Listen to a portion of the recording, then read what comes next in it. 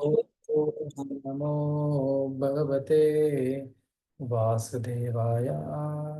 नारायणं नमस्कृत्यं नरं चैव नरोत्तमं देवीं सरस्वतीं व्यासं ततो जयं मुदीरयेत्। नष्टप्रायेषु भद्रेषु नित्यं भागवतसेवया भगवतीम् उत्तमश्लोके भक्तिर्भवति नैष्टिकीं। नमो ओं विष्णुपादाय कृष्णपृष्ठाय भूतले श्रीमते भक्तिवेदान्तस्वामिनिति नामिने। नमस्ते सरस्वती देवे गौरवाणी प्रचारिणे निर्विशेष शून्यवादी पाशान्ति सदारिणे। जय श्री कृष्ण चैतन्य प्रभु नित्यानंद श्री अद्वैत गदाधर श्रीवासादि गौर भक्तवृंद।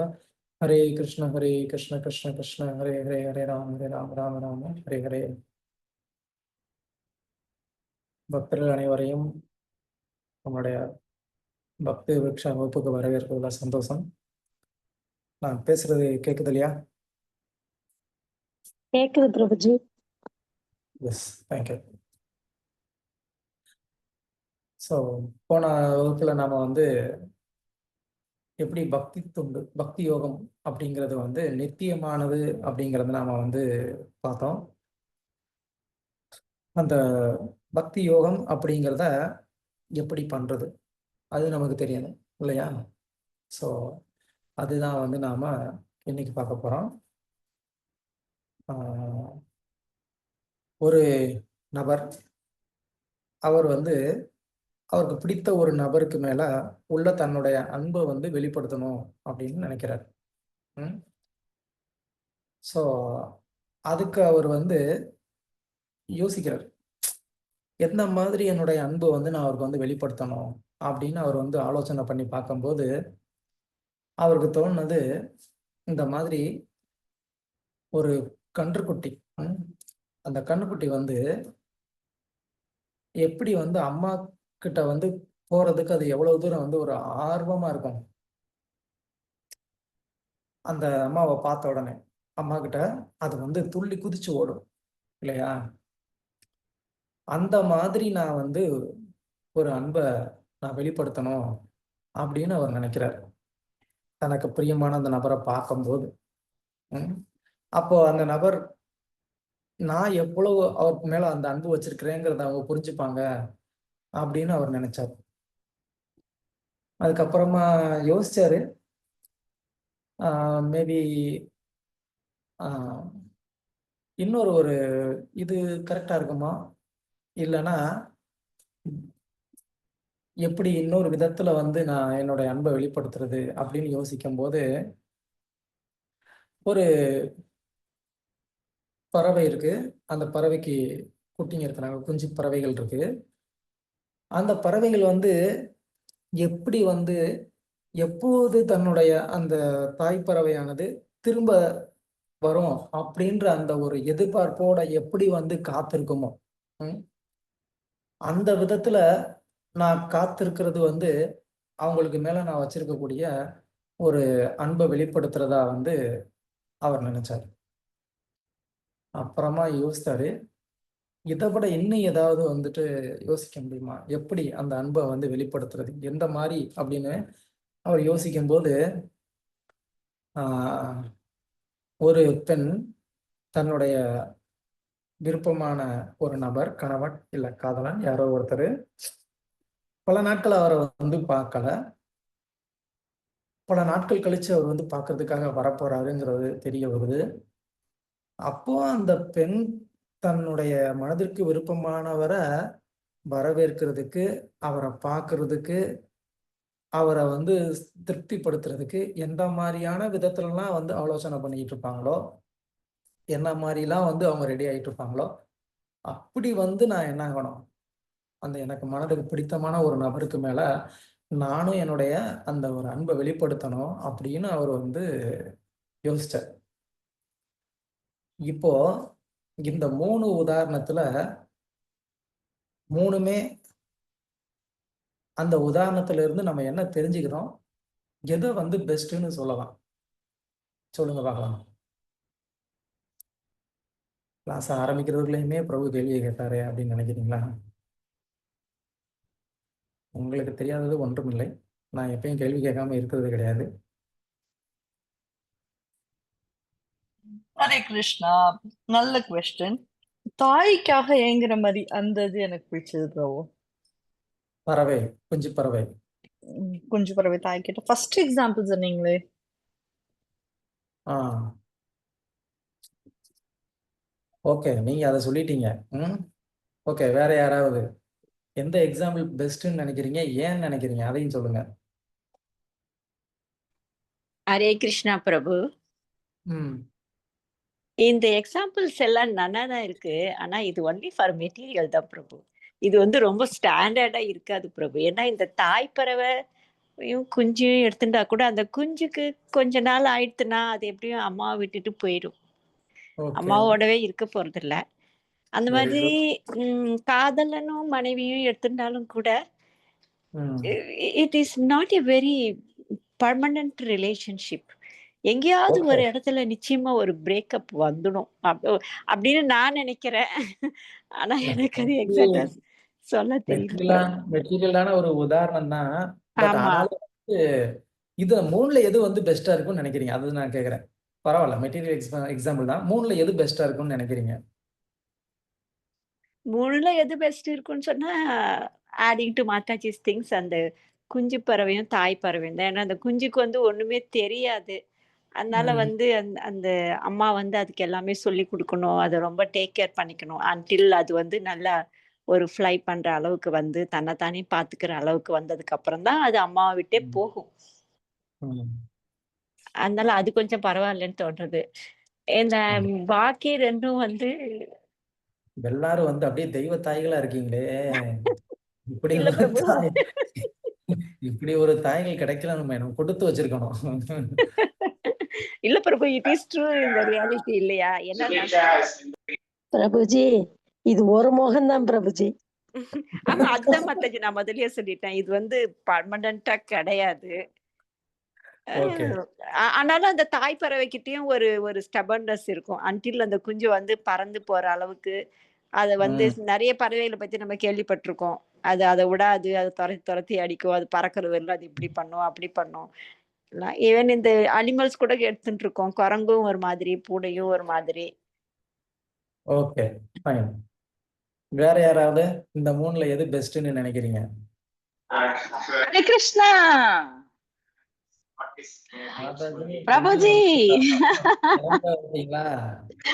லேட் ஆகுனா லேட்டஸ்ட் ஆகிட்ட கதையெல்லாம் மிஸ் பண்ணிட்டேன். எனக்கு அதனால நோ ஆன்சர், நில் ஆன்சர். நானு நீங்க வந்து ஹரே கிருஷ்ணன் சொல்லி வந்து ஆன்சர் கொடுத்ததே வந்து கரெக்டான ஆன்சர் தான்.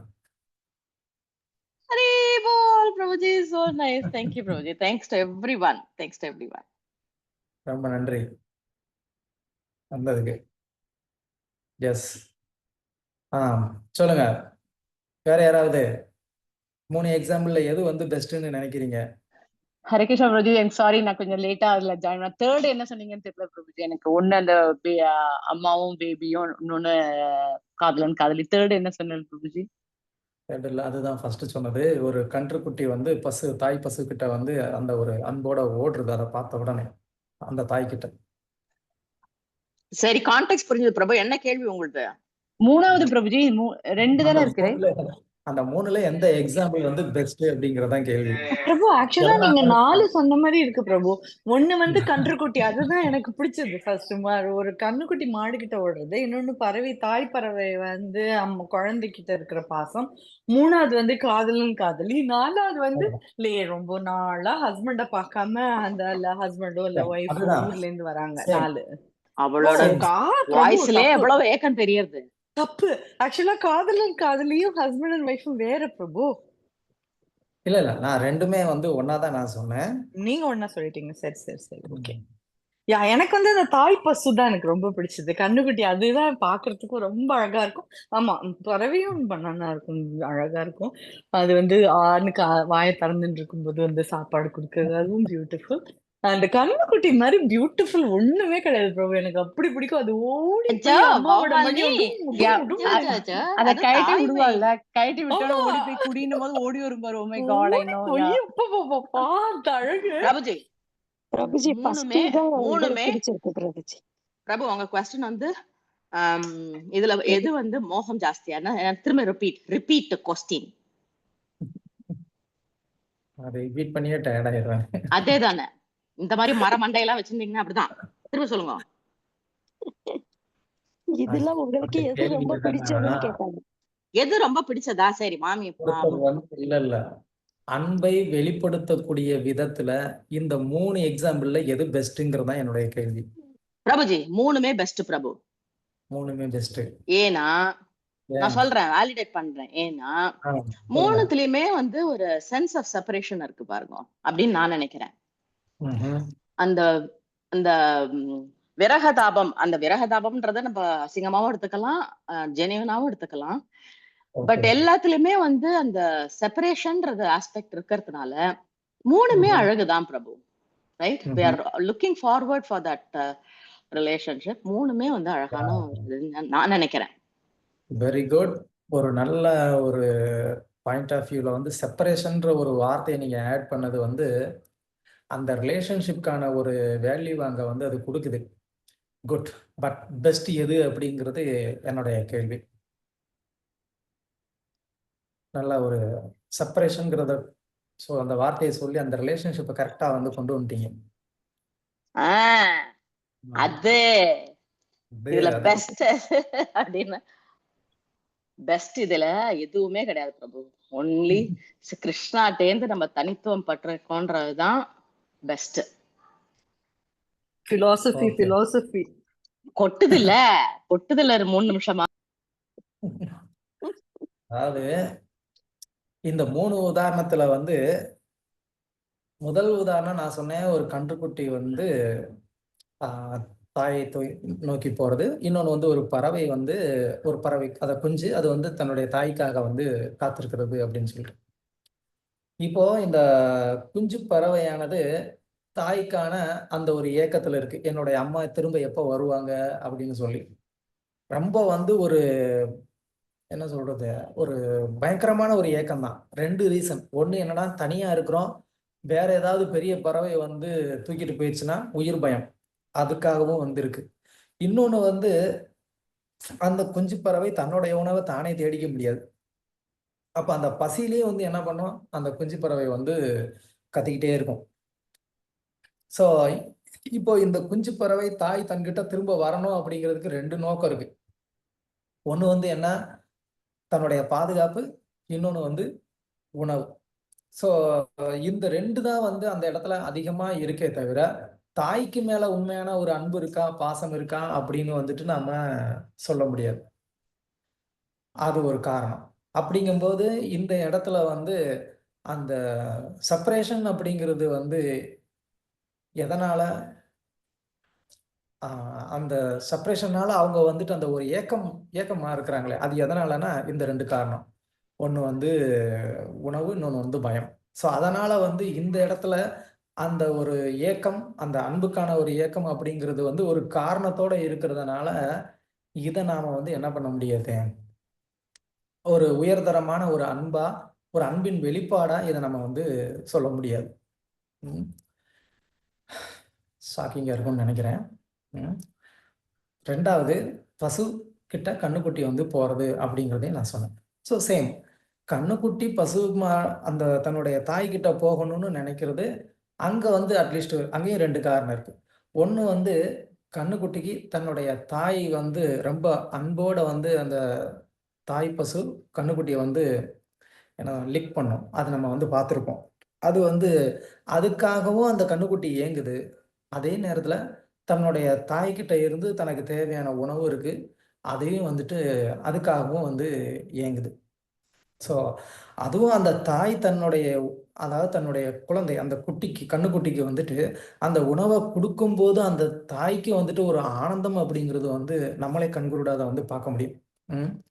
ஸோ அந்த இடத்துல வந்து ஒரு சின்ன ஒரு லவ்விங் எக்ஸ்சேஞ்ச் இருக்கு அப்படின்னு சொன்னா கூட, அந்த கன்றுக்குட்டியானது தன்னுடைய தாய்கிட்ட இருந்து அந்த ஒரு அன்பு பரிமாற்றத்தை அது வந்து எதிர்பார்க்குது அப்படின்னு சொன்னா கூட, அகைன் அங்கேயும் வந்து உள்ளுக்குள்ள என்ன இன்னொன்று இருக்கு, தனக்கான ஒரு உணவு அப்படின்ற ஒரு விஷயமும் உள்ளுக்குள்ள சின்னதா இருக்கு. ஆனா அந்த பறவைக்கும் இந்த பசுவுக்கு என்ன வித்தியாசம் கண்ணுக்குட்டி அப்படின்னு பார்த்தோம்னா, இது வெளியில இருந்து ஒரு விஷயத்த வந்து எதிர்பார்க்கல, தாய்க்கு உள்ளுக்குள்ள இருக்கிற ஒரு விஷயத்தையே தான் எதிர்பார்க்குது. இப்போ சிலர் வந்து பெற்றோர்கள் கிட்ட இருந்து எனக்கு இது வேணும் அது வேணும்னு வேற ஏதாவது கேட்டு வந்து என்ன பண்ணுவாங்க, டார்ச்சர் பண்ணுவாங்க. சிலர் என்ன பண்ணுவாங்க, ஆல்ரெடி உங்ககிட்ட தான் உங்க அம்மா உனக்கு போட்டு கொடுத்த அந்த நகை இருக்கேம்மா, அதை கொடுத்துறேன் அப்படிம்பாங்க. உங்க அம்மா ஆல்ரெடி வந்து உங்களுக்கு பரம்பரையா கொண்டு வந்து அந்த ஒரு சொம்பு இருக்கே, அதை கொடும்பாங்க. இதெல்லாம் வந்து ஒரு இது காரணம் ஒரு சென்டிமெண்ட்டாவும் இருக்கலாம். இல்ல அது பாரம்பரியமானது நம்மகிட்ட இருந்தா நமக்கு நல்லதுன்னு நினைக்கலாம். பட் என்னதான் இருந்தாலும் உள்நோக்கம் ஒண்ணு இருக்கு. அதனால வந்து அந்த ஒரு அன்பு கூட வந்து உள்நோக்கத்தோட இருக்கிறதுனால, அதுவும் கூட நம்ம வந்து என்ன சொல்ல முடியாது, ஆ உயர்ந்ததுன்னு சொல்ல முடியாது. இப்ப லாஸ்ட் ஒரு காதலன், காதலியோ இல்லன்னா மனைவி, கணவனோ இந்த உறவுக்குள்ள காதலியோ இல்ல மனைவியோ பல நாட்களா பிரிந்திருந்த தன்னுடைய கணவர் இல்ல காதலன், அவங்க வந்து வெளியில எங்க போயிருப்பாங்க? எங்க தங்கி இருந்திருப்பாங்க? எப்படி சாப்பிட்டுருந்துருப்பாங்க? பல நாளா அவங்க வந்துட்டு என்ன மாரியான வேலையில பல கஷ்டங்கள் எல்லாம் சந்திச்சிருப்பாங்க. அதனால அவர் வந்தாருன்னா, எந்த விதத்துலலாம் நான் வந்து அவருக்கு வந்து ஒரு சந்தோஷத்த குடுக்க முடியும்? நல்ல ஒரு உணவு குடுக்குறது, நல்லா சிரிச்ச முகமா அவரோட வந்து பேசுறது, ம். ஆ அவருடைய மனதுக்கு ஆறுதலா, அவருடைய மனச வெளிப்படுத்துற விதத்துல, அவர் கூட உட்கார்ந்து கொஞ்சம் நல்லா வந்து பேசி, அவர வந்து சாந்தப்படுத்துறது. இந்த மாதிரியெல்லாம் வந்து ஒரு பெண், அவங்க வந்து தன்னுடைய அன்ப வந்து வெளிப்படுத்துறாங்க. அதுக்கு மேல அவருக்கு நல்லா வந்து பிடிச்சதா வந்து சமைச்சு வச்சிருப்பாங்க. பார்த்து, பார்த்து இதெல்லாம் நல்லா சாப்பிடுவாரு. இதெல்லாம் அவருக்கு பிடிக்கும் அப்படின்னு சொல்லி. ம். இதெல்லாம் பண்றதோடைய ஒரு நோக்கம் வந்து கம்ப்ளீட்டா என்னவா இருக்கும் அப்படின்னா, தனக்காக கஷ்டப்பட்ட ஒரு நபர்ன்னு வச்சுக்கலாம். இல்லன்னா தனக்கு பிரியமான ஒரு நபர், இந்த மாதிரி வந்து எதுவுமே சரியா சாப்பிட்டுருப்பாளோ, சாப்பிட்டுருக்க மாட்டாரோ அப்படின்ற ஒரு ஏக்கத்துல, அவருடைய சந்தோஷத்த மட்டுமே மனசுல வச்சு ஒவ்வொரு செயலும் வந்து செய்வாங்க இல்லையா? அதனால இந்த ஒரு அன்பானது உயர்வானதா வந்து சொல்லப்படுது. இதுல எதுவும் வந்துட்டு என்னுடைய ஒரு கருத்து கிடையாது. பிரபு என்ன ரொம்ப வந்து ஏதோ வந்து லவ் ஸ்டோரி சொல்றேன்னு நினைச்சிடாதீங்க. இது பாகவதத்துல 6வது ஸ்கந்தத்துல விருத்ராசுரன்ற ஒரு சிறந்த பக்தர். அவரு வந்து பகவானுக்கு நான் எப்படி வந்து என்னுடைய பக்தியை வெளிப்படுத்தலாம் அப்படின்னு ஆலோசனை பண்ணும்போது, அவர் இந்த 3 உதாரணத்த வந்து குடுத்து, இதுல இந்த காதலன், காதலியுடைய அந்த ஒரு உதாரணம் தான் பெஸ்ட்டா இருக்கு. இது மாதிரி நான் வந்து என்ன பண்ணணும்னு நெனைக்கிறேன், பகவானுக்கு என்னுடைய பக்தி தொண்ட நான் பண்ணணும்னு நெனைக்கிறேன் அப்படின்னு வந்து சொன்னார். ஏன் ஏன் 3வதானது வந்து ரொம்ப சிறந்ததா சொல்லப்படுது அப்படின்னு சொன்னா, அந்த லவ், அந்த அன்பு, பிரேமை அப்படிங்கிறது வந்து ஜஸ்ட் நான் வந்து உன் மேல வந்துட்டு பிரேமையா இருக்கிறேன்னு சொல்லிட்டு சும்மா உட்கார்ந்திருக்கிறது கிடையாது. அந்த அன்பு அப்படின்னு சொன்னாலே, அந்த அன்பின் வெளிப்பாடா சில செயல்கள் இருக்கணும் அப்படிங்கிறத இந்த உதாரணத்துல தான் நம்ம வந்து பார்க்க முடியும். முன்னாடி சொன்ன 2 உதாரணத்திலயும் அன்பு இருக்கு. ஆனா அங்க அந்த அன்ப வெளிப்படுத்துற விதத்துல எந்த ஒரு செயலுமே வந்துட்டு இல்ல. அதாவது எதிர்பார்ப்பு இல்லாம பதிலுபகாரம் பண்ணதா வந்து எந்த ஒரு ஆக்டிவிட்டீஸும் கிடையாது. ஆனா 3வது சொன்ன உதாரணம் பார்த்தீங்கன்னா, அங்க அந்த அன்ப வெளிப்படுத்துறதுக்காக, எவ்வளவு தூரம் நான் அன்பு வச்சிருக்கிறேங்கிறத காமிக்கணுங்கிறதுக்காக என்ன பண்றாங்க, அவங்க வந்துட்டு நல்லா பிடிச்சதா வந்து சமைச்சு வைக்கிறாங்க. வீட வந்துட்டு நல்லா கிளீன் பண்ணி வச்சுக்கிறாங்க. வந்தா வந்து அவங்க கூட நல்லா சந்தோஷமா பேசணும்னு நினைக்கிறாங்க. இதெல்லாம் வந்து என்ன? ஒரு செயல். இதுதான் வந்து பிரேமையினால செய்யப்படக்கூடிய ஒரு செயல். அது லௌகிகமான நிலைமையில அது வேற. அதே மாதிரி பக்தி அப்படிங்கிறதும் வந்து அந்த பக்தியினால, பிரேமையினால நம்ம பகவானுக்கு செய்யக்கூடிய செயல். அந்த செயல் அப்படின்றது இல்லன்னா, பக்தி அப்படிங்கிறது கிடையாது. பிரபுபாதர் எப்போதும் வந்து பக்தி அப்படின்னு சொன்னா, அத பக்தி தொண்டு அப்படின்னு தான் சொல்லுவார். அத ஜஸ்ட் பக்தி அப்படின்னு பிரபுபாதர் வந்து சொல்றது கிடையாது. டிவோஷனல் சர்வீஸ்ன்னு எப்பயும் சொல்லுவார். காரணம் என்னன்னு கேட்டா, கருட புராணத்துல வந்து ஒரு ஸ்லோகம் இருக்கு. இந்த பக்தி அப்படிங்கிற இந்த தாது, இந்த ஒரு சப்தம், இதுவே வந்து எத குறிக்குது அப்படின்னு சொன்னா, ஆ தொண்டு அப்படிங்கிறத தான் அது குறிக்குது அப்படின்னு சொல்லி கருட புராணத்துல ஒரு ஸ்லோகமே வந்து இருக்கு. இத நம்மளுடைய ஆச்சாரியர்கள் வந்து தங்களுடைய கிரந்தங்கள்ல வந்து மேற்கோள் காட்டியிருக்கிறாங்க. ம். ஸோ, அப்ப பக்தி அப்படின்னாலே என்ன? பக்தி தொண்டு அப்படிங்கிறத நாம வந்து புரிஞ்சுக்கணும். தொண்டுனா என்ன? சேவை. அதாவது செயல்கள் அப்படிங்கிறத நம்ம வந்து புரிஞ்சுக்கணும். ஆ இந்த பக்தி தொண்டு அப்படிங்கிறதன் மூலமா தான் ஒருத்தர்னால வந்து என்ன பண்ண முடியும்? தன்னுடைய தன்னை வந்து 3 நிலைகள்லையும் அவர்னால வந்து தூய்மைப்படுத்திக்க முடியும். வேற எந்த ஒரு செயல்கள்னாலையும் நம்மளை வந்துட்டு 3 நிலைகள்ல வந்து தூய்மைப்படுத்துறது அப்படிங்கிறது சாத்தியமாகாது. 3 நிலைகள்னா என்ன? மனசு, புத்தி, உடல். தேகம், மனசு, புத்தி. இந்த 3 நிலைகள்லையுமே ஒரே டைம்ல நம்ம வந்து தூய்மை அடையணும் அப்படின்னு சொன்னா, நம்மளை வந்து பியூரிஃபை பண்ணிக்கணும்னு சொன்னா, அதுக்கு ஒரே வழி பக்தி தொண்டு. அதாவது சேவை செய்யணும். அந்த பக்தி தொண்டு மூலமா ஒரே செயல்ல என்னுடைய புலன்கள் தூய்மை அடையுது, என்னுடைய மனசு தூய்மை அடையுது, என்னுடைய இன்டெலிஜென்ட் தூய்மை அடையுது. ஸோ அதனாலதான் இந்த பக்தி தொண்டு அப்படிங்கிறது வந்து சாஸ்திரங்கள்ல வந்து ரொம்ப உயர்வானதா வந்து சொல்லப்படுது. பிரம்மா அவர் வந்து வேதங்களை வந்து 3 முறை வந்து படிச்சாராம். ஒரு முறை 2 முறை இல்ல, வேதங்களை வந்து 3 முறை வந்து படிச்சார். 3 முறை வேதங்களை படிச்சதுக்கு அப்புறமா பிரம்மா ஒரு முடிவுக்கு வந்தார். 3 முறை எதுக்கு படிச்சாரு அப்படின்னு கேட்டா, இந்த வேதங்கள்ல எந்த மார்க்கம் ரொம்ப உயர்வானதா சொல்லப்பட்டிருக்கு அப்படிங்கிறத அவர் வந்து தெரிஞ்சுக்கணும்னு நினைச்சார். ஸோ தட் என்ன பண்ணலாம், அவர் தான் உலகத்துடைய முதல் ஜீவராசி. அப்ப என்ன பண்ணலாம், மற்றவங்களுக்குலாம் அவர் சொல்லிக் கொடுக்கலாம். அந்த ஒரு நோக்கத்துல அவர் வந்து என்ன பண்ணாரு, வேதத்தை நல்லா வந்து டீப்பா படிச்சார். அப்போ முதல் முறை படிச்சப்ப அவருடைய ஒரு அனுபவம் என்ன இருந்தது அப்படின்னா, கர்ம மார்க்கம் வந்து உயர்ந்ததா இருக்கலாம் அப்படின்னு நினைச்சார். ஆனா கர்ம மார்க்கத்துல வந்து என்னன்னா, ஒருத்தருக்கு வந்து இந்த மன தூய்மை அப்படிங்கிறது இருக்காது. ஈவன் புத்தி தூய்மை அப்படிங்கிறதும் அந்த அளவுக்கு இருக்காது. ஏன்னா கர்ம மார்க்கம் அப்படிங்கிறது வந்து முழுக்க நம்மளுடைய பிராயச்சித்தம், பரிகாரம், அது வந்து ஒரு பலநோக்கு செயல். எனக்கு இது வேணும், இது நடக்கணும் அப்படின்றதுக்காக செய்யக்கூடியது. அதனால நமக்கு பகவான்னா யாருன்னு தெரிஞ்சுக்கணுன்ற ஒரு அவசியம் நமக்கு ஏற்படாது, இல்ல தெரிஞ்சுக்க விருப்பப்பட மாட்டோம். அது மட்டும் இல்லாம நம்ம செய்யக்கூடிய செயல் எல்லாமே ஒரு பலனை நோக்கியே இருக்கும். அப்படின்னாலே மனசு இன்னொரு பலனுக்கு மேல ஒரு ஆசையோட தான் இருக்குன்னு அர்த்தம். அப்ப மனசு தூய்மை அடையல. அதுல பகவான் யாருன்னு தெரியாததுனால புத்தி தூய்மை அடையல. So rejected. திரும்ப படிச்சார். திரும்ப படிச்சதுக்கு அப்புறமா வந்து ஓகே, ஞான மார்க்கம் உயர்ந்ததா இருக்கு. ஏன்னா இந்த ஞான மார்க்கத்துல வந்து என்ன ஆகுது, மனசும் தூய்மை அடையுது, புத்தியும் கொஞ்சம் பகவான் யாருன்றத பத்தின அந்த ஒரு உண்மையை தெரிஞ்சுக்கணும்னு தேடுது. அதனால இது வந்து என்ன உயர்ந்தது அப்படின்னு நினைச்சாரு. ஆனா இங்க பெரிய சிக்கல் என்னன்னா, இந்த ஞான மார்க்கத்துல வந்து புலன்களை நம்ம பகவானுடைய சேவையில ஈடுபடுத்துறதே கிடையாது. மனச பகவானை வந்து தியானம் பண்றதுல நம்ம பயன்படுத்துறது கிடையாது. அப்ப என்ன ஆகி போகுது, இந்த புலன்கள் பகவானுடைய சேவையில ஈடுபடுத்தாததுனால கம்ப்ளீட் அதே தூய்மை அடைய போறது இல்லை. அதனாலதான் வந்து நம்ம பார்க்குறோம் சில ஃபெயிலியர், சில நிலை நிறைய ஃபெயிலியர் கேசஸ் நம்ம அந்த யோக மார்க்கத்துல நம்ம பார்க்குறோம். அப்புறமா 3வது ஒரு தடவையும் வந்து வேதத்தை படிச்சார். 3வது முறையும் வேதத்தை படிச்சுட்டு அதுக்கப்புறமா பிரம்மா முடிவு பண்ணாரு, பக்தி தொண்டு தான் அல்டிமேட்டான ஒரு நன்மையை கொடுக்கக்கூடியது அப்படின்னு. ஏன்னா இந்த பக்தி தொண்டுல நம்மளால என்ன பண்ண முடியுது, நம்மளுடைய சென்சஸை என்கேஜ் பண்ண முடியுது. அதனால சென்சஸ் பியூரிஃபை ஆகுது. பகவானுடைய நாமத்தை சொல்றோம், மனசு தூய்மை அடையுது.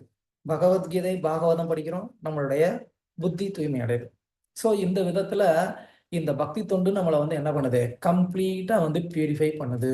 அதனால இந்த பக்தி தொண்டு நம்மளுடைய வாழ்க்கையில ரொம்ப ரொம்ப முக்கியமானது.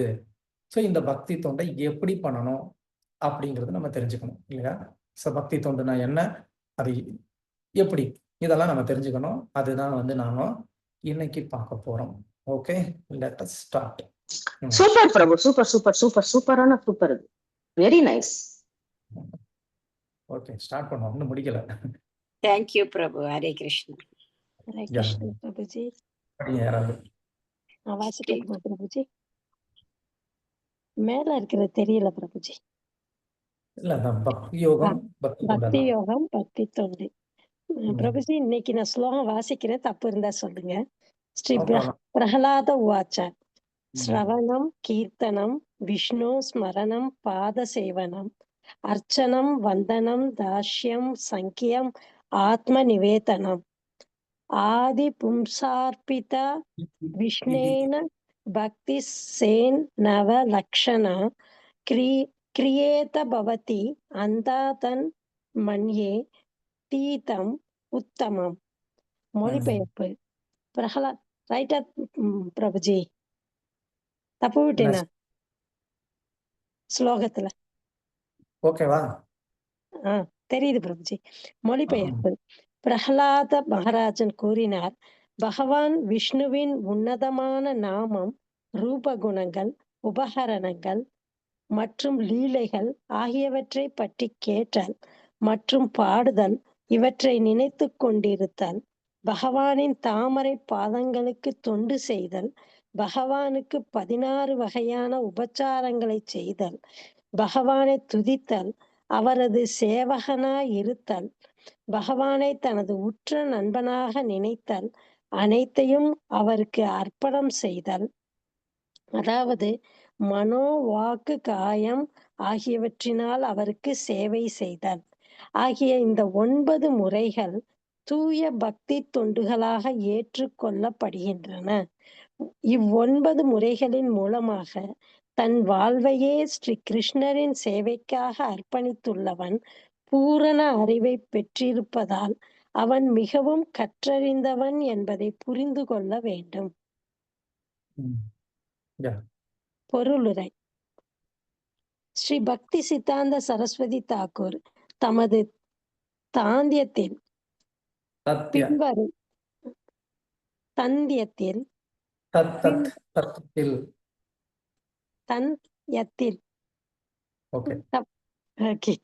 விளக்கத்தை கொடுக்கிறார்.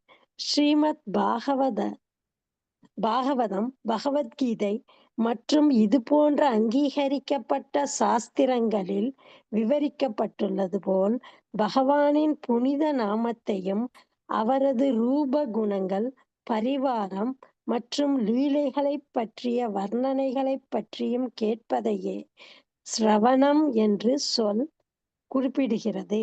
இத்தகைய செய்திகளை கேட்ட பின் அவற்றை ஒருவன் மனப்பாடம் செய்து அப்படியே திரும்பி கூற வேண்டும். கீர்த்தனம். ஸ்மரணம் என்பது பரம புருஷரை பற்றி மென்மேலும் அறிய முயல்வதை குறிக்கிறது. மேலும் பாத சேவனம் என்பது காலத்திற்கும் சூழ்நிலைக்கும் ஏற்ப பகவானின் பாத சேவையில் தன்னை ஒருவன் ஈடுபடுத்திக் கொள்வதை குறிக்கிறது. அர்ச்சனம் என்பது ஆலயத்தில் வழிபடுவது போல் பகவான் விஷ்ணுவை வழிபடுவதை குறிக்கிறது. மன்மனா பவ மத் பக்தோ மத் யாஜிமாம் நமஸ்குரு. குருவந்தனம் என்றால் வணங்குதல் அல்லது துதித்தல், நமஸ்குரு என்று பொருள்படும். தன்னை கிருஷ்ணரின் நித்திய சேவகன், நித்திய கிருஷ்ணதாஸ் என்று எண்ணுவது தாஸ்யம் என்று அழைக்கப்படுகிறது. சங்கியம் என்றால் கிருஷ்ணரின் நலம் விரும்பி என்று பொருள். அனைவரும் கிருஷ்ணரின் சேவகர்கள் என்பதால் அவர்கள் தம்மிடம் சரணடைய வேண்டும் என்று கிருஷ்ணர் விரும்புகிறார். எனவே கிருஷ்ணரின் உண்மையான நண்பன் என்ற முறையில் கிருஷ்ணரிடம் சரணமடையும் அனைவரையும்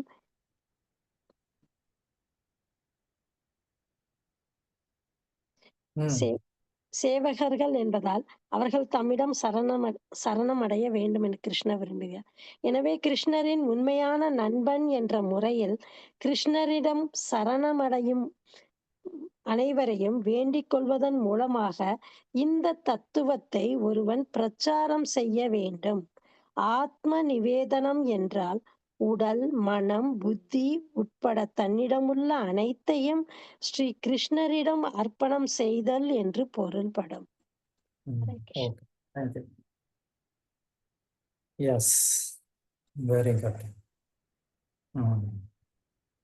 இப்போ இந்த பக்தி தொண்டு அப்படின்னு நம்ம சொன்னோம். பகவானுக்கு செய்யக்கூடிய இந்த சேவைகள் அது 9 விதமாக இருக்கு அப்படின்னு பிரகலாதரே சொல்றாரு. அந்த 9 விதம் என்ன அப்படிங்கிறத பத்தி பிரபுபாதர் நமக்கு பொருளுரையில கொடுத்துருக்குறாங்க. ஓகே, இப்போ நம்ம பார்க்கலாம் ஒன்று ஒன்றா என்ன, யார், எவ்வளவு பண்ணாங்க அப்படின்னு சொல்லி. ஓகே, இந்த 9க்கும் இந்த 9 விதமான இந்த பக்தி தொண்டை ஒருத்தர் என்ன பண்ணலாம்? தனிப்பட்டு ஏதோ ஒரு வழிமுறைய அவர் வந்து தீவிரமா எடுத்து பயிற்சி செஞ்சு அது மூலமாவும் அவர் பகவானை அடையலாம். இல்ல இதுல ஒன்றுக்கும் மேற்பட்ட வழிமுறைகளையும் ஒருத்தர் வந்து கடைபிடிச்சு என்ன பண்ணலாம்? அப்படியும் அவர் வந்து பகவானை அடையலாம். இதுல எதுவும் வந்துட்டு ஒரு கட்டுப்பாடு கிடையாது. ஒரு வழிமுறையை கடைபிடிச்சவங்க இன்னொன்னு கடைபிடிக்க கூடாது அப்படின்னு கிடையாது. இல்ல இன்னொன்னு கடைபிடிச்சவங்க இந்த பக்கம் மாறக்கூடாதுன்னு அந்த மாதிரியான ஒரு நியமம் வந்து எதுவும் கிடையாது. ஸோ ஆனா ஒவ்வொரு வழிமுறையும் தனிப்பட்ட முறையில அதை ஸ்ரத்தையா தீவிரமா கடைபிடிச்சு பகவானை அடைந்தவர்கள் அப்படின்னு சொல்லி நமக்கு ஆச்சாரியர்கள் எடுத்து காமிச்சிருக்கிறாங்க.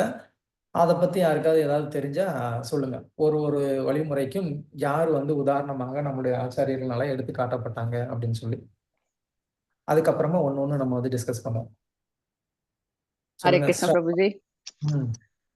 ஸ்ரவணம் வந்து பரிச்சித் மகராஜ். ஸ்ரவணம் பரிச்சித் மகாராஜ். Okay, good. அவர் பாகவதம் கேட்டாரை. So yeah, very nice. Yeah. வேற யாராவது? கீர்த்தனம். நாரதர் பிரபுஜி. நாரதர், வெரி குட். அவரையும் சொல்லலாம். வேற அனுமன். யாரு? ஹரே கிருஷ்ணா. அனுமன் வந்து ஹனுமான். கீர்த்தனம். ஓகே, எப்பயும் பகவானுடைய ராமநாமத்தை சொல்றாரு, சொல்லலாம். கீர்த்தனத்துக்கு வேற யாரை சொல்லலாம்? அனுமன் வந்து சர்வெண்ட் ஆஃப் த காட் கூட சொல்லலாம்ல பிரபுஜி, ரைட்? நமக்கு தாசியத்துக்காக வந்து சொல்லப்பட்டிருக்கு. யா, தாசியம், ரைட்? அதுவும் சொல்லலாம். Very nice. கீர்த்தனத்துக்கு வந்து நம்ம இதுல பிரேமத்வனில சொல்றோம் இல்லையா, ஹரிதாஸ் தாக்கூர். Okay, good. கீர்த்தனம் அப்படின்னு சொன்னா இங்க ஸ்பெசிபிக்கா வந்து என்னன்னா பகவானுடைய புகழை சொல்லுதல்னு அர்த்தம். கீர்த்தனம்னு சொன்னா நம்ம ஜெபம் பண்றது, பகவானுடைய நாமத்தை சொல்றதுன்னு சொல்லலாம். பகவானுடைய புகழை சொல்றது அப்படின்னு சொல்லலாம்.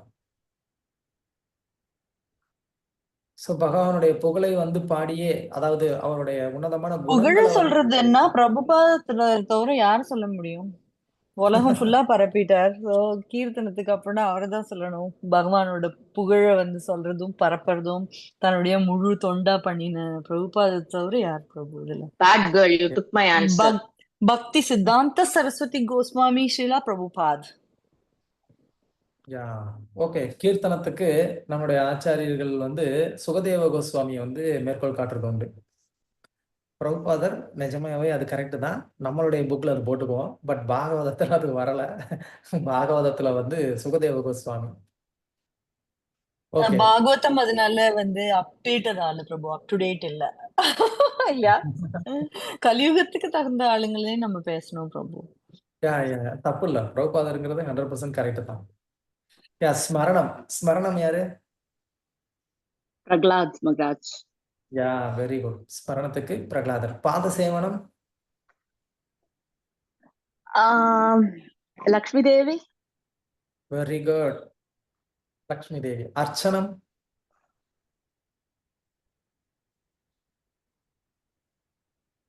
பிரபு பிருத்து மகாராஜ். பிருத்து மகராஜ்.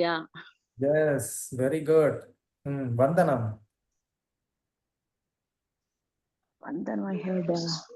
இவர் ஹனுமான் கூட பண்ண போறேன். ஹனுமான் பிரபுஜி. அக்ரூரர் பண்ணலாம். அக்ரூரர் யார் சொன்னா? பூனா Mataji. All glories to her. ஐயோ மாதாஜி. எஸ், வந்தனத்துக்கு வந்து அக்ரூரர். Very good. தாசியத்துக்கு ஆல்ரெடி சொல்லிட்டீங்க, ஹனுமான். ஹனுமன்ஜி.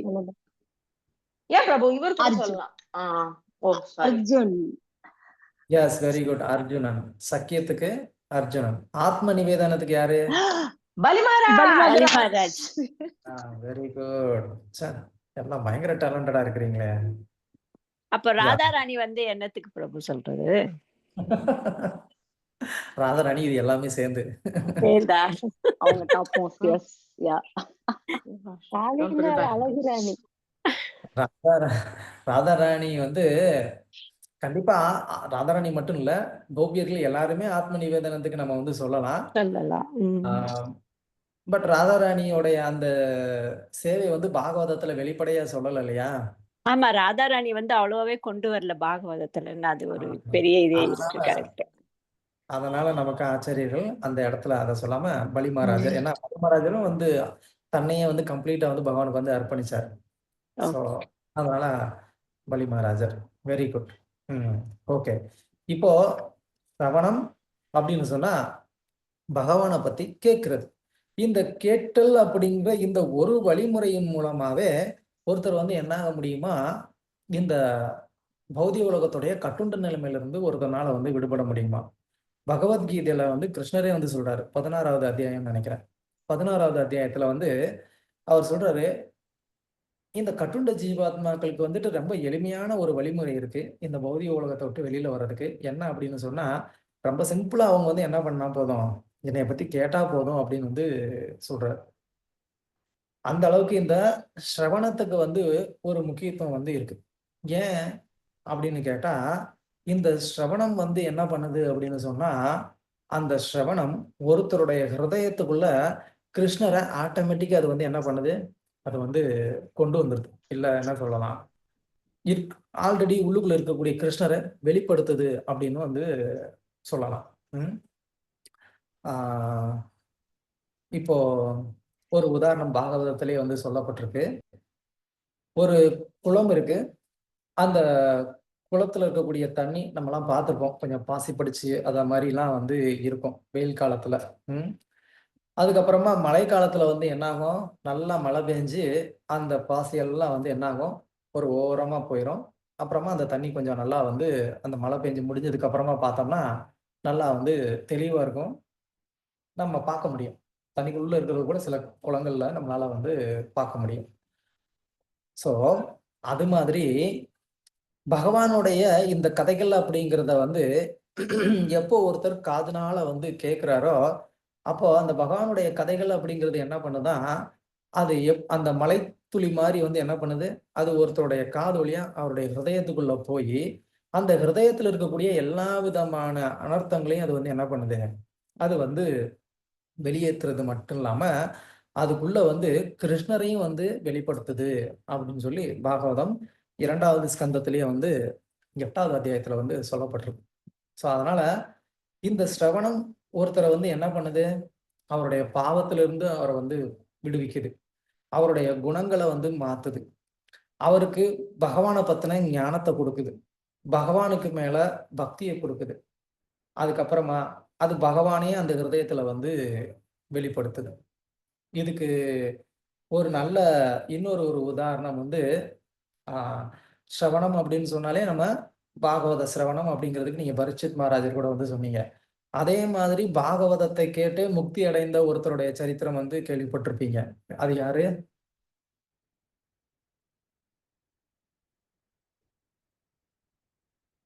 பரீட்சித் மகாராஜ். அதுதான் சொல்லிட்டீங்க. இன்னொன்னு பாகவத மகாத்மிய கதையில வந்து வரும். ஆத்மதேவனோட புள்ள இவர் கோகர்ணன். கோகர்ணன் அந்த இன்னொருத்தர் பேர் என்ன, துந்துகாரி. என்ன மாதிரி ஆளோட பேரை நீங்க மறந்துட்டீங்கன்னா எப்படி? அதுல நான் தான் ஃபர்ஸ்ட் இந்த லிஸ்டே. துந்துகாரி இல்லையா? அவன் வந்து ரொம்ப பெரிய வந்து ஒரு அயோக்கியனா இருந்தான். எல்லா விதமான கெட்ட செயல்கள்லையும் வந்து ஈடுபட்டான். தன்னுடைய தந்தையை வீட்டை விட்டு வெளியில அனுப்பிச்சான். தன்னுடைய தாயோடைய மரணத்துக்கு காரணமா இருந்தான். திருடர்களோட சவகாசம் வச்சான். தகாத உறவுகள் எல்லாமே வந்து வச்சுக்கிட்டான். கடைசியில அவங்கனால அவனும் வந்துட்டு கொல்லப்பட்டான். அப்போ ஒரு நல்ல ஒரு ஆச்சாரமான குடும்பத்துல வந்து பிறந்து அதை எதுவுமே வந்து கடைபிடிக்காம ஒரு பாவக்கிரகமான ஒரு வாழ்க்கையை வாழ்ந்ததுனால அவன் வந்து என்ன ஆயிட்டான், பிரம்ம ராட்சசன் ஆயிட்டான். அந்த பிரம்ம ராட்சசனா இருக்கக்கூடிய அந்த நிலைமையில இருந்து அவனை விடுவிக்கிறதுக்கு என்ன பண்ணியும் வந்து ஒன்றும் நடக்கல. என்ன சொல்லலாம், கோகர்ணனுக்கு வந்து முன்னாடியே தெரியும் இந்த மாதிரி வந்து இவன் இறந்துட்டான் அப்படின்னு சொல்லி துந்துகாரி. அதனால அவன் என்ன பண்ணான், பல இடங்கள்ல அவன் வந்து தீர்த்த யாத்திரை செஞ்சுட்டு இருக்கிறவன் தான். அதனால வந்து ஒரு தீர்த்த ஸ்தலத்துல அவனுக்கு வந்து சிரார்த்த காரியமும் பண்ணான். அப்ப அந்த சிரார்த்த காரியம் பண்ணதுனால அவன் வந்து அட்லீஸ்ட் ஒரு அந்த நிலைமையில இருந்து அவன் வந்து விடுபட்டு ஒரு நல்ல கதியை அடைஞ்சிருக்கணும். அட்லீஸ்ட் ஒரு நல்ல மனித பிறவி அவனுக்கு கிடைச்சிருக்கணும். ஆனா அதுவும் கிடைக்காம அவன் வந்து என்ன ஆகுறான், அந்த மாதிரி ஒரு பிரம்மராட்சசனாவே இருக்கிறான். அப்ப அந்த கோகர்ணன் வந்து அவனுடைய ஊருக்கு வரும்போதுதான் தெரியுது, இந்த மாதிரி இவன் இன்னும் வந்து அந்த ஒரு நிலைமையில இருந்து விடுபடாம பிரம்மராட்சசனாவே தான் இருக்கிறான் அப்படிங்கிறது. அதுக்கப்புறமா தான் அவன் சொல்றான், நான் பாகவத சப்தாகம் பண்ண போறேன், நீ என்ன பண்ணு, அதை வந்து நீ கேளு, கண்டிப்பா வந்து உன்னுடைய இந்த நிலைமையில இருந்து நீ விடுபடுவ அப்படின்னு சொல்லி. அப்போ அவன் வந்து அந்த பாகவதத்தை ரொம்ப சிரத்தையா வந்து கேட்டான். அந்த சிரத்தையா அவன் பாகவதத்தை கேட்டதுனால என்னாச்சு, அவனுடைய அந்த பிரம்மராட்சசு அப்படின்ற அந்த நிலைமையில இருந்து விடுபட்டு அவன் வந்து ஒரு விஷ்ணு தூதனுடைய ஒரு ரூபத்தை வந்து அடைஞ்சான். அப்படியே அவன் வந்து வைகுண்டம் போயிட்டான். அந்த துந்துகாரி அப்படிங்கிறது அவனுடைய வாழ்க்கையில அவன் பண்ண பக்தி தொண்டு அப்படிங்கிறது என்னன்னு பார்த்தோம்னா ஒன்லி சிரவணம். அதுவும் அந்த 7 நாள் பாகவதத்தை கேட்டது, அவ்வளவுதான். ஆனா அந்த 7 நாளும் அந்த பாகவதத்தை ரொம்ப சிரத்தையா கேட்டதுனால வந்து என்னாச்சு, அவன் வந்து அந்த ஒரு உன்னத நிலைய அவனால அடைய முடிஞ்சது. ஸோ அந்த சிரவணம் அப்படிங்கிறது எந்த அளவுக்கு ஒருத்தரை வந்து இந்த பௌதிகமான சூழ்நிலையிலிருந்து விடுவிக்கக்கூடிய சக்தி இருக்கு அப்படிங்கிறத நாம வந்து தெரிஞ்சுக்கணும். ஸோ பாகவத சப்தாகம் அப்படின்னு சொல்லி நானும் வந்து பேசியிருக்கேன். யாரு வந்து மோட்சம் அடைஞ்சாங்களான்னு தெரியாது, எனக்கும் மோட்சம் கிடைக்குதா என்னன்னு தெரியல. விருப்பம் இருக்கிறவங்க பாகவதத்தை 7 நாள்ல கேட்கணும்னு நினைச்சீங்கன்னா என்னுடைய யூடியூப் சேனல்ல வந்து பாகவத உபன்யாசம் இருக்கு, கேட்டு பார்த்துக்கோங்க. ஓகே. ஸோ இது சிரவணத்துக்கான ஒரு மகிமை. ஒருத்தர்னால வந்து என்ன பண்ண முடியும், சிரத்தையோட பகவானை பத்தி கேட்கறதுனாலையும் வந்து என்ன செய்ய முடியும், பகவானை அடைய முடியும். நெக்ஸ்ட் கீர்த்தனம். இந்த கீர்த்தனத்துக்கு நம்ம 2 விதத்திலையும் சொல்லலாம். பகவானுடைய நாமத்தை ஜெபம் பண்றது, இல்ல பகவானுடைய புகழை கேட்கறதும் அப்படின்னு, இல்ல பாடுறது, சொல்றது, பகவானுடைய புகழை வந்து சொல்றது. இதன் மூலமாவும் வந்து என்ன பண்ண முடியும், ஒருத்தர் வந்து முக்தி அடைய முடியும் அப்படின்னு சொல்லி இங்க சொல்லப்பட்டிருக்கு. ஓகே. இப்போ பகவானுடைய இந்த நாமத்தை சொல்றது, இல்ல அவருடைய இந்த புகழை வந்து சொல்றதன் மூலமாவே எப்படி ஒருத்தர்னால வந்து பகவானை அடைய முடியுது அப்படின்னு கேட்டோம் அப்படின்னு சொன்னா, நம்ம நமக்கு வந்து உடல்ல பல அங்கங்கள் இருக்கு. இது ஒண்ணுமே வந்து ஒரு செயலை செய்யக்கூடிய ஒரு சக்தி அதுக்கு வந்து இருக்கு. அந்த சக்தியை நம்ம வந்து பகவானுடைய சேவையில வந்து ஈடுபடுத்தும் போது அது வந்து என்னன்னா, ஒரு ப்ராப்பர்ட்டி இருக்கு. அந்த ப்ராப்பர்ட்டி அதோடைய ஓனர் யாரோ, அந்த ஓனருக்கு அதை வந்து சரியா அந்த ப்ராப்பர்ட்டியை பயன்படுத்தும் போது அது வந்து என்ன ஆகுது, அது கரெக்டான ஒரு பர்பஸா அது வந்து மாறுது. அதே அந்த ப்ராப்பர்ட்டியை வந்துட்டு ஒரு ஓனருக்கு பயன்படாம அது வேற யாருக்கெல்லாமே வந்துட்டு பயன்படுற மாதிரி இருந்தா அதுக்கான ஒரு முக்கியத்துவமே வந்து போயிடுது. அது என்ன சொல்றது, நம்மளே பார்த்துருப்போம், பப்ளிக் ப்ராப்பர்ட்டி அப்படின்னாலே அதை வந்து எப்படி நம்ம மெயின்டைன் பண்ணுவோம் அப்படின்னு சொல்லி. ஸோ அந்த விதத்துல நம்ம உடம்புல இருக்கக்கூடிய இந்த நாக்கு அப்படிங்கிறது வந்து என்ன பண்ணணும், அது பகவான் நமக்கு கொடுத்துருக்கக்கூடிய ஒரு ப்ராப்பர்ட்டி, பகவானுடைய ப்ராப்பர்ட்டி நமக்கு கொடுத்துருக்கிறாரு. அது நல்லாவே வந்து என்ன பண்ணுது, 24 ஹவர்ஸும் வந்துட்டு வேலை பண்ணுது. மற்ற எல்லா காரியத்துக்கும் அது நல்லாவே வேலை பண்ணுது. ஆனா பகவானை பத்தி பேசுறதுக்கு பயன்படுதா அப்படின்னு கேட்டா அதுதான் வந்து பிரச்சனை. அதனாலதான் வந்து பாகவதத்துல வந்து மைத்ரேயர் வந்து சொல்றாரு, ததாபி கீர்த்தயாமி அங்க யதாமதி யதாஸ்ருதம் அப்படிங்கிறார். ததாபி கீர்த்தயாமி அங்க, நான் வந்து என்ன பண்றேன், பகவானை பத்தி நான் வந்து புகழ்ந்து நான் வந்து சொல்றேன். எந்த அளவுக்கு நான் கேட்டிருக்கிறேனோ, எந்த அளவுக்கு நான் புரிஞ்சிருக்கிறேனோ அந்த அளவுக்கு நான் என்ன பண்றேன், பகவானுடைய புகழை நான் வந்து சொல்றதுக்கு முயற்சி பண்றேன். ஏன், எனக்கு வேற வேலை இல்லையா அப்படின்னு கேட்டா, வேற வேலை இருக்குதோ இல்லையோ, ஏன் பண்ணணும்னா இந்த நாக்கை நான் வந்து பகவானுடைய சேவையில நான் பயன்படுத்தல அப்படின்னு சொன்னா இந்த நாக்கு வந்து ஒரு பிரயோஜனம் இல்லாதா தான் மாறிடுது. இல்லை அப்படின்னு சொன்னா இந்த நாக்கு ஒரு அவர் பயன்படுத்தக்கூடிய ஒரு வார்த்தை அது வந்து ஒரு ப்ராஸ்டியூட் மாதிரி ஆயிடுது. ஏன்னா இது மாஸ்டர் யாரோ அந்த மாஸ்டருடைய ஒரு சேவையில வந்து ஈடுபடாம மற்ற ஒரு விஷயங்கள் எல்லாம் வந்து பேசுறதுல அது ஈடுபடும் போது அது இந்த மாதிரி ஆகுதுன்னு வந்து மைத்ரேயர் வந்து சொல்றார். ஸோ அப்போ நம்ம வேற வழிகள்ல இந்த அங்கங்களை நம்ம வந்து பயன்படுத்தும் போது என்ன ஆகுது, இயல்பாவே அது வந்து கண்டாமினேஷன் ஆகுது. அப்ப இயல்பாவே அது கண்டாமினேஷன் ஆகும்போது வந்து என்ன ஆயிருது, அது களங்கமடைந்திருக்கக்கூடிய நிலைமையில உண்மை எது அப்படிங்கிறத அதனால வந்து புரிந்து கொள்ள முடியாத ஒரு நிலைமைக்கு அது போயிருது. இப்போ உண்மை எது அப்படின்ற புரிஞ்சுக்கிட முடியாத ஒரு நிலைமைக்கு போகும்போது பகவானை தெரிஞ்சுக்கிறதுக்கான வாய்ப்பு போயிருது. பகவானை தெரிஞ்சுக்க முடியல அப்படின்னா அது வந்து என்ன ஆகுது, புனரபி ஜனனம் புனரபி மரணம்னு அதுக்குள்ள வந்து சுத்த வேண்டியதாயிருது. ஸோ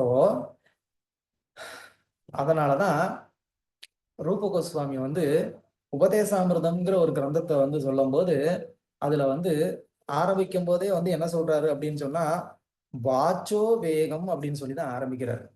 வாச்சோ வேகம், மனச குரோத வேகம், ஜிக்வா வேகம், உதரோபஸ்த வேகம் அப்படின்னு சொல்லி ஆரம்பிக்கிறாரு. வாச்சோ வேகம் அப்படின்னு சொன்னா பேசுவதற்கான ஒரு உந்துதல், அந்த பேசுறதுக்கான அந்த ஒரு சக்தி இருக்கே, அந்த சக்தியை வந்து நம்ம என்ன பண்ணணும், அதை கரெக்டா வந்து நம்ம வந்து பிரயோகம் பண்ணணும்.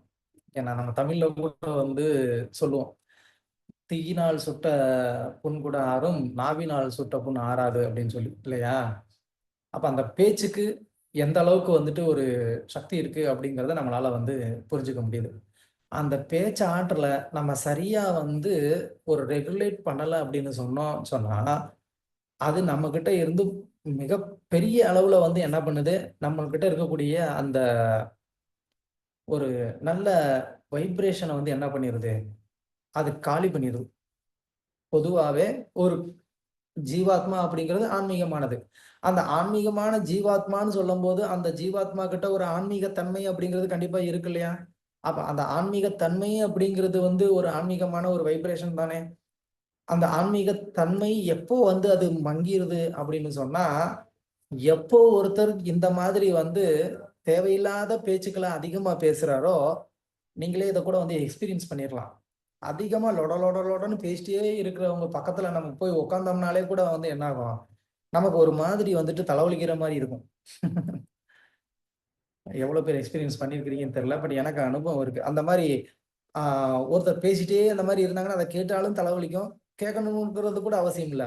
அந்த மாதிரி வந்து பேசக்கூடிய ஒரு நபரா இருந்தா அவர் பக்கத்துல உட்கார்ந்தாலே நமக்கு அந்த ஒரு வைப்ரேஷன் ஒரு மாதிரி தான் இருக்கும். காரணம் என்னன்னா, அந்த பேச்சு ஆற்றலை வந்து என்ன பண்ணிட்டாரு, கண்ட மாதிரி அவர் வந்து பகவானுடைய சேவையில ஈடுபடுத்தாம அதை ரொம்ப வந்து பொல்யூட் பண்ணிட்டார். நம்மளுடைய பேச்சு ஆற்றல் அப்படிங்கிறது வந்து என்ன பண்ணுது, நம்மளை மட்டும் பொல்யூட் பண்ணல, நம்ம என்ன பண்றோம், இந்த ஈத்தர்னா ஸ்பேஸ் இல்ல சவுண்ட், இதையே வந்து என்ன பண்ணுது, அது வந்து பொல்யூட் பண்ணுது. தப்பான பேச்சுக்கள் வந்து என்ன பண்ணுது, இந்த ஸ்பேஸ் மற்றும் அந்த சப்தம் அதை வந்து அது பொல்யூட் பண்ணுது. அதாவது நம்ம பேசக்கூடிய அந்த சப்தமே இந்த ஸ்பேஸ், இந்த ஈத்தரை வந்து என்ன பண்ணுது, அது வந்து பொல்யூட் பண்ணுது. ஸோ அதனால நம்ம வீட்டுல கூட வந்து இதை நம்ம பிராக்டிஸ் பண்ணி பார்க்கலாம். அனாவசியமான ஒரு பேச்சுக்கள் பேசாம வீட்டுல சில நேரங்கள்ல தேவையான சில பேச்சுக்கள் இருக்கும், அதை பேச வேண்டியது இருக்கும். ஓகே, அதை தவிர்த்து வேற எதுவும் நம்ம வந்து எக்ஸ்ட்ரா பேசாம நம்மளுடைய பேச்சை நம்ம கண்ட்ரோல் பண்ணி பார்த்தோம் அப்படின்னு சொன்னாலே நம்ம கிட்ட ரொம்ப பெரிய ஒரு சேஞ்சஸ் வந்திருக்கிறத நம்மளாலேயே வந்து ஃபீல் பண்ண முடியும். தயவு செஞ்சு வந்து ட்ரை பண்ணி பாருங்க. நம்மளுடைய பேச்சுக்குன்னே வந்துட்டு ஒரு முக்கியத்துவம் வந்து கிடைக்கும் மற்றவர்களுக்கு மத்தியில. அது எப்போ நம்ம அந்த கண்ட்ரோலை விட்டுட்டு நம்ம வந்து அதிகமா நம்ம பேச ஆரம்பிக்கிறோமோ அப்ப நேச்சுரலாவே நம்மளுடைய பேச்சுக்கு வந்து ஒரு ரெஸ்பான்ஸ் அப்படிங்கிறது கிடைக்காம போகலாம். ஸோ அதனால இந்த கீர்த்தனம் அப்படிங்கிறது வந்து பகவானுடைய புகழை மட்டுமே பேசணும் அப்படிங்கிறது, அந்த நிலைமையை நம்ம அடைஞ்சிட்டோம் அப்படின்னு சொன்னா நம்மளுடைய கான்சியஸ்னஸ் ரொம்பவுமே வந்து ஒரு உயர்ந்த நிலையில இருக்கும். அதனாலையும் நம்மளால என்ன பண்ண முடியும், பகவானுடைய அந்த புகழை பாடி பாடி பாடி நம்ம கம்ப்ளீட்டா வந்து தூய்மை அடைந்து நம்மளால என்ன பண்ண முடியும், பகவானை அடைய முடியும். ஓகே, அடுத்து என்னது, ஸ்மரணம். ஸ்மரணத்தின் மூலமா வந்து பகவானை நம்மளால வந்து ரொம்ப எளிமையா வேகமா அடைய முடியும். அஃப்கோர்ஸ் எல்லாமே வந்து ஒரு வேகமான ஒரு வழிமுறை தான். மனப்பரம் காரணம் ஆமந்தி இது சம்சார சக்கர பரிவர்த்தையே அப்படின்னு பாகவதத்துல ஒரு ஸ்லோகம். ஒரு உபனிஷத் அமிர்த பிந்துங்கிற ஒரு உபனிஷத்துல கூட வந்து சொல்லப்பட்டிருக்கு. என்னது அது, சம்சார அதாவது சம்சார பந்தனத்துக்கும் மோட்சத்துக்கும் வந்து காரணமா இருக்கக்கூடியது என்ன அப்படின்னு சொன்னா மனசு. ஸோ எப்போ இந்த மனசு வந்து மோட்சத்துக்கு காரணமா இருக்கு அப்படின்னு சொன்னா, இந்த மனசு எப்போ பகவானை வந்து ஸ்மரிக்க ஆரம்பிக்குதோ அப்போ அது வந்து மோட்சத்துக்கு காரணமா மாறிடுது. எப்போ இந்த மனசு பௌதிகமான விஷயங்களை வந்து ஸ்மரிக்க ஆரம்பிக்குதோ அப்ப அந்த மனசு வந்து என்ன ஆயிருது, அது வந்து இந்த பௌதிக பந்தத்துக்கு அது வந்து காரணமாயிருது. ஸோ ஒரே ஒரு விஷயம், ஒரே ஒரு வஸ்து மனசு, அது வந்து என்ன ஆகுது, 2 விதமான ஒரு ரிசல்ட்டுக்கும் அது வந்து காரணமா அமைஞ்சிருது. ரெண்டாவது, இந்த ஸ்மரணம் அப்படிங்கிறது வந்து நமக்கு இயல்பான ஒண்ணுதான். அது வந்து ஒண்ணும் நமக்கு வந்து ரொம்ப பெரிய புரியாத புதிரோ பண்ண முடியாத ஒரு ராக்கெட் சயின்ஸோ அப்படின்லாம் வந்து கிடையாது. நம்மளால வந்து என்ன பண்ண முடியும், ரொம்ப எளிமையா பண்ணக்கூடிய ஒரு விஷயம்தான். பல வேலைகளுக்கு நடுவுலையும் நம்ம இன்னொரு ஒரு விஷயத்த வந்து ஸ்மரணம் பண்றது அப்படிங்கிறது நமக்கு இயல்பாவே இருக்கக்கூடிய ஒரு விஷயம்தான். ஆனா நம்ம என்ன பண்ணுவோம் அப்படின்னு சொன்னா, எந்த நேரத்துல அந்த ஸ்மரணம் வந்து இருக்கணுமோ அந்த நேரத்துல அந்த ஸ்மரணத்தை வந்து விட்டுருவோம். எஸ்பெஷலி வந்துட்டு ஆபத்தான நிலைகள்ல வந்து பகவானுக்கு மேல எப்போதும் வந்து அந்த ஒரு ஸ்மரணம் இருக்கணும். ஆனா நமக்கு என்ன ஆயிருது, அந்த மாதிரியான சூழ்நிலையில நம்ம பகவானை வந்து மறந்துடுறோம். பிரகலாதர் வந்து அவரை வந்து ஒரு மலை உச்சியிலிருந்து கீழே போட்டாலும் சரி, இல்ல ஒரு நெருப்புக்குள்ள போட்டாலும் சரி, எந்த ஒரு விதத்துல அவரை வந்து கொல்றதுக்கு முயற்சி செஞ்சா கூட அவர் வந்து என்னைய வந்து காப்பாத்தணும் அப்படின்னு கூட வந்து என்ன பண்ணல, பகவான் கிட்ட வந்து கேட்கல. அதுக்கு அவசியமே இல்ல. ஏன்? ஏன்னா அவர் கம்ப்ளீட்டா அவருடைய அந்த ஸ்மரணத்துல வந்து இருக்கிறதுனால அவர் பகவானை விட்டு தூரத்திலேயே இல்ல. பகவான் கூடவே தான் இருக்கிறாரு. கூட இருக்கிறவருக்கு வந்துட்டு நம்ம எதுவும் சொல்லணுமா? பக்கத்துல இருக்கிறப்போ பகவான் பார்த்துட்டு தானே இருக்கிறாரு. அப்ப அவர் வந்து காப்பாத்தத்தானே போறாரு. அதுக்கும் மேல அவர் கம்ப்ளீட்டா வந்து கிருஷ்ணருடைய அந்த ஸ்மரணத்துல வந்து இருந்ததுனால, அவர் இந்த பௌதிக உலகத்துல இருக்கிறேன் அப்படிங்கிறது கூட அவருக்கு வந்துட்டு ஞாபகத்துல வந்து இல்ல. சோ அந்த அளவுக்கு வந்து ஒருத்தருடைய ஸ்மரணம் அப்படிங்கிறது வந்து எப்போ பகவானுக்கு மேல வந்து பூரணமா வந்து இருக்க முடியுமோ, அந்த ஸ்மரணத்தினால ஒருத்தர் வந்து என்ன பண்ண முடியும், ரொம்ப எளிமையா பகவானை வந்து அடைய முடியும். ஓகே. பாத சேவனம், நம்ம லக்ஷ்மி தேவியை வந்து ஒரு உதாரணமா வந்து பார்த்தோம். பாத சேவனம் அப்படின்னு சொல்லும்போது எல்லாருக்குமே இந்த ஒரு வாய்ப்பு கிடைக்குமா? பாத சேவனம் பகவானுக்கு செய்யணும் அப்படின்னு சொன்னா நம்ம வந்து வைகுண்டம் போனாதான் கிடைக்கும். வைகுண்டம் போறதுக்கே இங்க வந்து பாத சேவனம் பண்ணணும்னா அது எப்படி சாத்தியமா இருக்க முடியும் அப்படின்னு நமக்கு வந்து ஒரு சந்தேகம் வரலாம். சோ பாத சேவனம் வந்து எப்படி பண்ண முடியும் பகவானுக்கு இங்க நாம இருக்கும்போது? சொல்லுங்க. எல்லாரும் வந்து பாத சேவனம் சொன்னாங்க, லக்ஷ்மின்னு கரெக்டா சொன்னீங்க. பட் ஆனா அந்த சேவையை இங்க எப்படி பண்றது?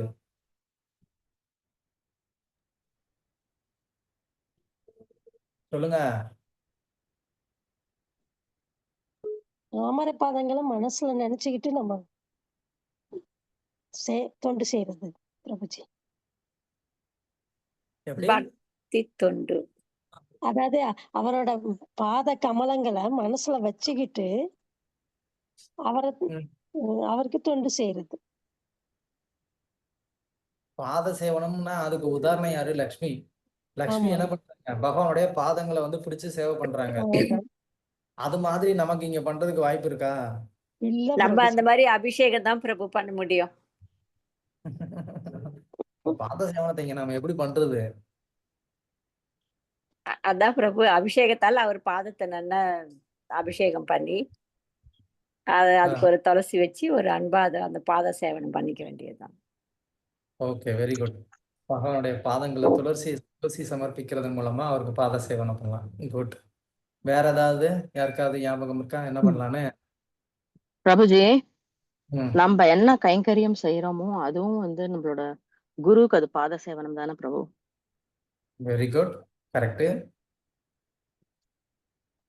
S, very nice. வேற என்ன விதத்துல இந்த பாத சேவனம் பண்ண முடியும்?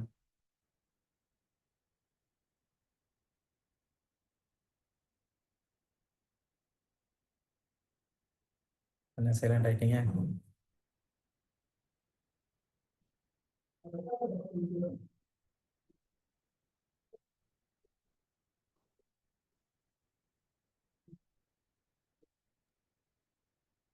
நம்ம சேவையை பூரா அவர் பாதங்கள்ல அர்ப்பணிக்கிறது பிரபுஜி. ம்ஹும். பாத சேவனம் அப்படின்னு சொன்னா இதுல இன்னொன்னு வந்து அடங்கும். பகவானுடைய கோவில்களுக்கு யாத்திரையா பாத யாத்திரையா நடந்து போறதும் பாத சேவனம் தான். முன்னாடியெல்லாம் அது ஒரு பழக்கம் இருந்தது. அட்லீஸ்ட் நீங்க நம்ம இப்ப பார்த்தோம்னா வந்து திருச்செந்தூர் முருகனுக்கு, பழனி முருகனுக்கு நடந்து போவாங்க, ஐயப்பன் கோயிலுக்கு நடந்து போவாங்க. இதெல்லாமே வந்து என்னது, அது வந்து ஒரு டெமிகாடுக்கு செய்யக்கூடிய ஒரு பாத சேவனம். பட் ஆனா இது மாதிரி வந்து என்ன பண்ணணும், பகவான் விஷ்ணுவோடைய கிருஷ்ணருடைய கோவிலுக்கு நம்ம நடந்து போகணும். ஆக்சுவலா வந்து தீர்த்த யாத்திரை அப்படின்னு நம்ம போனோம்னா நடந்துதான் போகணுமா. திருப்பதி மகாத்மியத்தை பத்தி வந்து சொல்லும் போது, திருப்பதி கோவிலுக்கு வந்து யாத்திரையா போறதா எப்படி போகணும் அப்படின்னு சொன்னா, முதல்ல அந்த பாத சேவனம்ங்கிறது வந்து வீட்ல இருந்தே ஸ்டார்ட் ஆகுது. எப்படி, முதல்ல வந்துட்டு ஒரு நல்ல வைஷ்ணவரை கூப்பிட்டு அந்த வைஷ்ணவர் காலில் விழுந்து சேவிக்கணும். இது முதல் பாத சேவனம். ஒரு வைஷ்ணவரை காலில் விழுந்து சேவிச்சு, இந்த மாதிரி நான் வந்து ஒரு யாத்திரையா போறேன், இந்த யாத்திரை வந்து நல்லபடியா வந்து சக்சஸ்ஃபுல், அதாவது நல்ல ஒரு என்ன சொல்றது, நல்லபடியா நடக்கணும், பகவானுடைய தரிசனம் எனக்கு நல்லா கிடைக்கணும், பகவானுடைய கருணை எனக்கு கிடைக்கணும் அப்படின்னு சொல்லி என்ன பண்ணணும், நாம அந்த வைஷ்ணவர்கிட்ட வந்து காலில் விழுந்து பிரார்த்தனை பண்ணி ஆசீர்வாதம் வாங்கிட்டு, அவருக்கு ஒரு தட்சணை மாதிரி ஏதோ ஒன்று கொடுக்கறதோ, இல்லைன்னா ஒரு ட்ரெஸ் அவருக்கு கொடுக்கறதோ, அந்த மாதிரி கொடுத்து அவர்கிட்ட ஆசீர்வாதம் வாங்கிட்டு அப்புறமா வந்து என்ன பண்ணணுமா, நடந்து போகணுமா. நடந்து போறது எப்படி போகணும், செருப்பு இல்லாம நடந்து போகணுமா.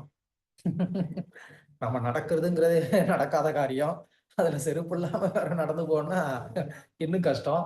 அதுக்கப்புறமா வந்து என்ன பண்ணுமா, போற வழியில எங்கேயும் வெளியில வந்து சாப்பிடக்கூடாது, போற வழியில எப்பயும் வந்துட்டு நம்ம எதுவும் வந்து வெட்டி பேச்சு பேசக்கூடாது, பகவானுடைய அந்த புகழை திருப்பதி மகாத்மியத்தையே வந்து படிச்சுட்டு போகணும், பகவானுடைய நாமத்தை ஜெபம் பண்ணிட்டே போகணும், நாம சங்கீர்த்தனம் பண்ணிட்டே போகணும், கீழே இருந்து மேல வரைக்கும் அதுவும் வந்து நடந்தே வந்து போகணும். இப்படி அதுக்கு இன்னும் வந்து நிறைய இருக்கு. ஸோ பாத சேவனம் அப்படின்னு சொன்னா தீர்த்த யாத்திரையா பாத சேவனமா, அதாவது நடந்து போறதும் ஒண்ணு. இப்ப கோவர்தனத்தெல்லாம் பரிக்கிரமா பண்ணுவோம், அது ஒரு பாத சேவனம். பிருந்தாவன பரிக்கிரமா பண்ணுவோம், அது ஒரு பாத சேவனம். பகவானுடைய புகழை பரப்புறதுக்காக, பிரச்சாரத்துக்காக நம்ம நடந்து போறது, அது ஒரு பாத சேவனம் தான். ஸோ இந்த மாதிரி எல்லாம் பாத சேவனம் நிறைய இருக்கு. முன்னாடி வந்து நீங்க சொன்ன மாதிரி பகவானுடைய விக்கிரகத்துக்கு நம்ம ஏதாவது வந்து ஒரு சேவனம் பண்றதும் பாத சேவனம் தான். துளசி அர்ப்பணிக்கிறதா இருக்கலாம், அபிஷேகம் பண்றதா இருக்கலாம். அபிஷேகம் பண்றதுங்கிறது அர்ச்சனத்துல வரும். பட் விக்கிரகத்தை வந்து தூங்க வைக்கிறதுக்கு முன்னாடி கொஞ்சம் வந்து மசாஜ் பண்ணி வைப்பாங்க. ஸோ அந்த மாதிரி அந்த சேவை செய்யறதும் பாத சேவனம்னு நம்ம சொல்லலாம். ஓகே, அர்ச்சனம். அர்ச்சனம் அப்படின்னு சொல்லும் போது அது அந்த விக்கிரகத்தை வந்து ஆராதனை பண்றது, பூஜை பண்றது. இதன் மூலமாவும் வந்து ஒருத்தர் வந்து என்ன பண்ண முடியும், பகவானை வந்து அடைய முடியும். இது நமக்கு எல்லாருக்குமே வந்து தெரிந்த விஷயம்தான். பல பக்தர்கள் எப்படி வந்து பகவானை வந்து ஆராதிச்சு வழிபாடு பண்ணி அவரை வந்து அடைஞ்சாங்க அப்படிங்கிறது.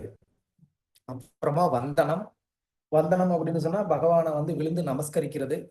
குறைந்தபட்சம் ஒரு நாளைக்கு ஒருத்தர் வந்து என்ன பண்ணணும், குறைந்தபட்சம் 3 முறையாவது விழுந்து நமஸ்காரம் பண்ணணும். ஒவ்வொரு கேட்டகரியில இருக்கிறவங்களுக்கும் குறைந்தபட்சம் இத்தனை நமஸ்காரம் பண்ணணும்னு சொல்லி சாஸ்திரங்கள்ல சொல்லப்பட்டிருக்கு. ஒரு சன்னியாசி அப்படின்னு சொன்னா குறைந்தபட்சம் வந்து 12 முறை வந்து நமஸ்காரம் பண்ணணுமா.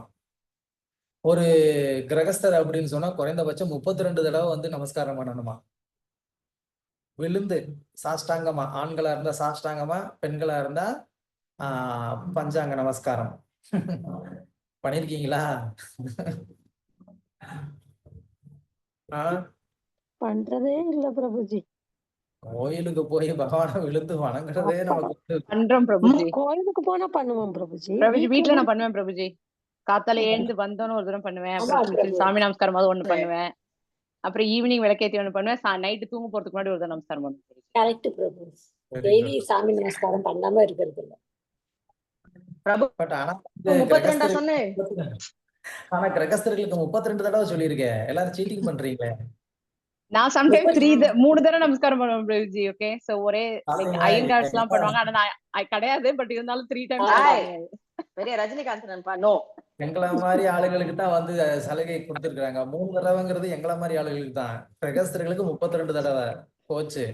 சரி பிரபுஜி, பிரபுஜி ட்ரை பண்றோம் பிரபுஜி. பிரபுஜி ஆனா நீங்க எல்லாரும் குரூப்ல ஒரு தடவை நம்புறாங்களா தெரியாது. ஆனா நான் வந்து எங்க ஹஸ்பண்டுக்கும் காத்தால வந்து அவரு சந்தியாவனம் பண்ணி முடிச்சோன்னா அவர் இருந்தாருன்னா அவருக்கும் ஒரு நமஸ்காரம் ஆமா பண்ணுவேன் பிரபு, அதுவும் ஒரு பாத சேவனம். Actually அதை நான் எவடி சொல்லணும்னு வா, நினைச்சேன். Oh my boss. காட். ஆமா, அதுவும் ஒரு பாத சேவனம் தானே பிரபு. நீங்க வந்து கம்ப்ளீட்டா பாஸ், நோ ப்ராப்ளம். பத்தினிடி பத்தினி பத்தினி பத்தினி, ஓ மை குட்னஸ். இவன் எங்க அம்மா வீட்டுக்காரர் தர்ப்பணம் பண்ணன்னு பண்ணி வச்சுக்கோயே, அவருக்கு உடனே ஹார்ட் அட்டாக் அரெஸ்டே பண்ணிடும். ஒரு பிரபு student என்னால இந்த டெய்லி classல பண்ண இருக்காங்க. முடியாது. அவர் சன்னியானம் பண்ணிட்டு வரச்சே. அது பட் எனக்கும் வீட்டுல நான் வந்து டெய்லி ஒரு பூஜை அந்த எல்லாம் நடக்கிறச்சே கண்டிப்பா பண்ணிடுவேன் கண்டிப்பா பிரபு. பண்ணுவேன். நான் அதான் டெய்லி இல்ல, ஆமா ஏன்னா சில நேரம் அவரு சீக்கிரம் கிளம்புவார், அந்த மாதிரி ஆமா, இருக்கும். பட் அதனால எப்ப முடியறது ஆத்துல இல்ல. இருக்கோமோ யா ஆனா ஆக்சுவலா அது நான் அந்த பாத ஒரு சேவனத்துல தடவை சொல்லணும்னு பண்ணுவேன். நினைச்சேன். என்னோட ஒ- மியூட் வந்து ஒர்க் ஆக மாட்டேங்குது சம்டைம்ஸ். ஒரு தடவை Good. பாத நமஸ்காரம் பண்ணுவோம். ஒரு தடவை பாகுபாலி, நீ பண்ணுவேன். நானும் இந்த குரூப் எக்ஸிட் பண்ணணும். ஏன் ஒரு தடவை பண்ணுவேன். நீங்கெல்லாம் ஹரே மண்மனா கிருஷ்ணா, சேவை. Okay, very good, very good. இந்த ஹரே மாதிரியான கிருஷ்ணா. students தான் வந்துட்டு இந்த கிளாஸ்ல இருக்கிறாங்கிறது ரொம்ப சந்தோஷமா இருக்கு. நெக்ஸ்ட் தாசியம். தாசியம் அப்படிங்கிறது பகவானுக்கு கம்ப்ளீட்டா வந்து ஒரு சேவகனா வந்து இருக்கிறது. சேவகன் அப்படின்னு சொன்னா ஒரு சேவகனுக்கு வந்துட்டு தன்னுடைய ஒரு இன்பத்திலேயோ சுகத்திலேயோ ஒரு சௌகரியத்திலேயோ எந்த ஒரு கவலையும் இருக்காது. கம்ப்ளீட்டா மாஸ்டர் மாஸ்டர் மாஸ்டர் மாஸ்டர். என்னுடைய எஜமானன் அவர்தான். அந்த எஜமானனுடைய ஒரு திருப்தி அது மட்டும்தான் வந்து கம்ப்ளீட்டா வந்து அவருக்கு தெரியுமே தவிர, அதை தவிர வேற எதுவுமே வந்து ஞாபகத்துல இருக்காது. அதுதான் வந்து பியூர் தாசியம் அப்படிங்கிறது. அந்த மாதிரி நம்ம வந்து பார்த்திருப்போம். ஹனுமான் வந்து அதே மாதிரி நம்மளும் வந்து பகவானுடைய அந்த கம்ப்ளீட்டான ஒரு சௌகரியத்துக்காக நம்ம எந்த மாதிரியான ஒரு ரிஸ்க் வந்து எடுக்கிறது. முன்னாடி மேபி ஏதாவது கிளாஸ்ல சொல்லியிருந்திருக்கலாம். இப்போ முகலாயர்களுடைய முஸ்லிம்ஸுடைய அந்த ஒரு அட்டாக் அப்போ வந்து பகவானோடைய அந்த விக்கிரகங்களை வந்து காப்பாத்துறதுக்காக எவ்வளவோ பேர் வந்து என்ன பண்ணியிருக்கிறாங்க, அதை வந்து எடுத்துட்டு அந்த விக்கிரகங்களை வந்து கொண்டுட்டு அவங்க பல இடங்களுக்கு வந்து பிரயாணம் பண்ணி அங்க பெருமாளுக்கு வந்துட்டு நல்ல சௌகரியமான எல்லா விதமான ஒரு பூஜைகள் நடக்கிறதுக்காக பலவிதமான பிரயத்தனங்களை வந்து அவங்க பண்ணியிருப்பாங்க. இதெல்லாம் வந்து என்ன, தாசியம். பகவானுக்கு அவங்க தங்களை தாசர்களா நினைச்சுக்கிட்டதுனால பகவானுடைய அந்த சௌகரியத்துக்காக அவங்க எந்த விதமான ஒரு ரிஸ்க்கும் எடுத்தாங்க. அடுத்து வந்து சக்கியம். அப்போ பிரபுஜி, ஹரே கிருஷ்ணா, தாசியத்துக்கு வந்து நம்ம யசோதா மாயி சொல்லலாம் தானே பிரபு? அவங்களும் வந்து எந்தவித பலனும் இல்லாம பகவான்னு தெரியாமையே தானே அவ வந்து பகவானுக்கு சேவை பண்ணிருக்கா. அதுதான் தாசியம் அப்படிங்கும்போது அதுக்கும் ஒரு அம்மா பையன் செய்யக்கூடிய ஒரு பணிவிடைக்கும் வித்தியாசம் இருக்கு. அம்மா அப்படின்னு சொல்லும் போதே அவங்க சர்வெண்ட் இல்லைன்னு ஆயிருது. ஓகே, அது வந்து தன்னுடைய பையங்கிறதுனால பண்றது. அந்த பாவம் ஆட்டோமேட்டிக்கா அது என்னவா மாறிடுது, தன்னை அவரை வந்து மாஸ்டரா பார்க்கல, ஏன் பையன்னு சொல்லி பாக்குறது. Okay, okay, good. Okay Prabhu, thank you. Yes. So சக்கியம் ஒரு நண்பன்ற ரீதியில வந்து பகவானை வந்து நினைச்சுக்கிட்டு நம்ம அவருக்கு எல்லா விதமான சேவைகளையும் பண்ணக்கூடியது. அர்ஜுனனை போன்ற பல பக்தர்கள் நம்ம வந்து பார்த்துருக்குறோம். எப்படி பகவானை வந்து தன்னுடைய ஒரு நண்பனா பாவிச்சு அவருக்கு அந்த மாதிரி ஒரு சேவைகள் செய்தாங்க அப்படின்னு சொல்லி குருவாயூரப்பனுடைய ஒரு ஸ்டோரிஸ் எல்லாம் நம்ம வந்து பார்க்கலாம். அந்த ஒரு சின்ன பசங்க வந்து என்ன பண்ணுவாங்க, அவங்க வந்துட்டு தினம் வந்துட்டு அங்கே வந்து கொஞ்சம் காசு வந்து திருடிட்டு போவாங்க. ஆனால் அது பசிக்காக. ஆனால் திருடிட்டு போய் அந்த காசில் பழம் வாங்குவாங்க. அதையும் வந்து என்ன பண்ணுவாங்க, குருவாயூரப்பனுக்கு வந்துட்டு அதில் ஒரு பங்கு கொடுத்துருவாங்க. இந்த இது உன்னோட பங்கு அப்படின்னு சொல்லிட்டு.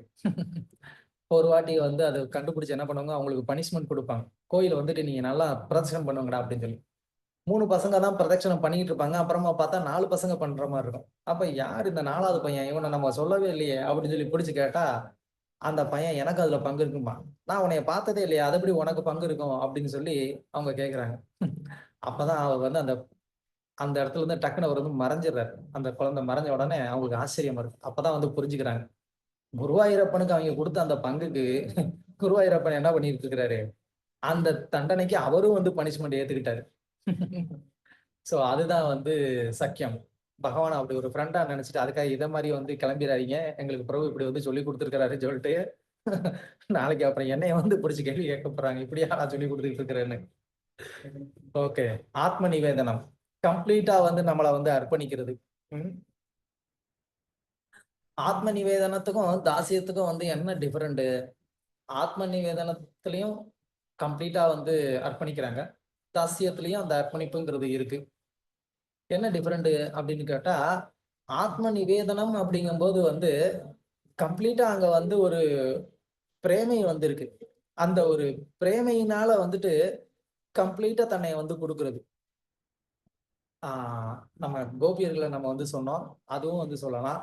இல்ல ஆத்ம நிவேதனம்னு நம்ம பலிமராஜருடைய ஒரு உதாரணத்தை எடுத்துக்கிட்டோம் அப்படின்னு சொன்னா, பகவானுக்கு குடுக்கணும்னு நான் சமர்ப்பிக்கணும்னு ஒண்ணு இருந்தா, அது இந்த உலகத்துல என்னைய தவிர வேற ஒண்ணும் என்கிட்ட கிடையாது. ஏன்னா எல்லாமே அவரோடது. அப்ப நான் எத வந்து நான் பகவானுக்குன்னு நான் வந்து அர்ப்பணிக்க முடியும்? ஸோ என்னையே நான் அர்ப்பணிச்சா தான் வந்து என்ன பண்ண முடியும்? அத வந்து சரி பண்ண முடியும். அப்போ நான் என்னையவே பகவானுக்கு அர்ப்பணிச்சுடுறேன் அப்படின்னு சொல்லிட்டு, நம்மளவே வந்து அர்ப்பணிச்சுறது வந்து ஆத்ம நிவேதனம். ஸோ ஒரு தீட்சை பெற்றுக்கொண்ட ஒரு நபர் இந்த மனநிலையில தான் இருக்கணும். கம்ப்ளீட்டா நான் வந்து என்னைய என்ன பண்ட்டேன், தீட்சை எடுத்துக்கிட்டதோட நோக்கமே அதான். ஆத்ம நிவேதனம். நான் கம்ப்ளீட்டா இனிமே வந்து கிருஷ்ணருடைய ஒரு சொத்து. அப்படின்னு வந்து அந்த ஒரு மனோபாவத்துல இருக்கணும். ஆனா, நம்ம பெரும்பாலும் வந்து அந்த மாரியான ஒரு மனநிலைக்கு போறதில்ல. என்னுடைய லைஃபு, என்னுடைய ஒரு தேவை, எனக்குன்னு ஒரு விருப்பம், நான் இப்படித்தான் வந்து செயல்படணும்னு நெனைக்கிறேன். இந்த மாதிரியான ஒரு சுதந்திரத்த நம்ம வந்து எதிர்பார்க்கிறோம். அந்த மாரி. நானும் அப்படித்தான். அந்த சுதந்திரத்த வந்து எதிர்பார்க்காம கம்ப்ளீட்டா வந்து சரணடைறதுக்கு பேரு தான் ஆத்ம நிவேதனம். இது அதுன்னு சொல்லி எந்த ஒரு ஒரு ஆ என்ன சொல்றது? டிமாண்ட் இல்லாம. ஒரு டிமாண்ட் இல்லாம வந்து என்ன பண்ணணும்? நம்மள வந்து சரண்டர் பண்ணிடணும். இதுக்கு பேரு தான் ஆத்ம நிவேதனம்.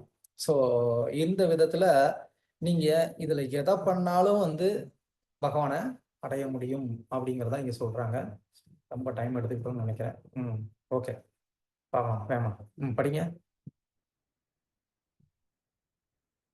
ஹரே கிருஷ்ணா பிரபு. ம்.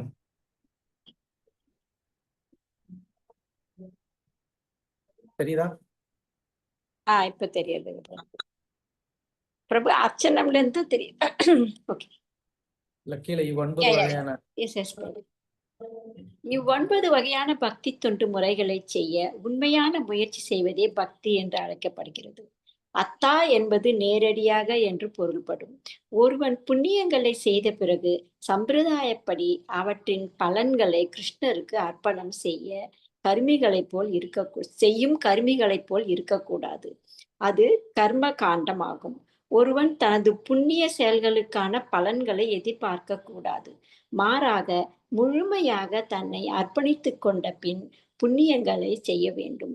அதாவது ஒருவன் தன் சொந்த புலன் திருப்திக்காக அல்லாமல்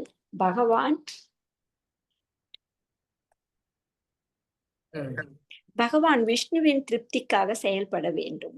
அதுவே நேரடியாக அத்தா என்ற சொல்லின் பொருளாகும். அந்யாபிலாஷிகா சூன்யம் ஞான கர்மாதி அனாவிருத்தம் அனுகூலேன் கிருஷ்ணானு சீலனம் பக்திர் உத்தம.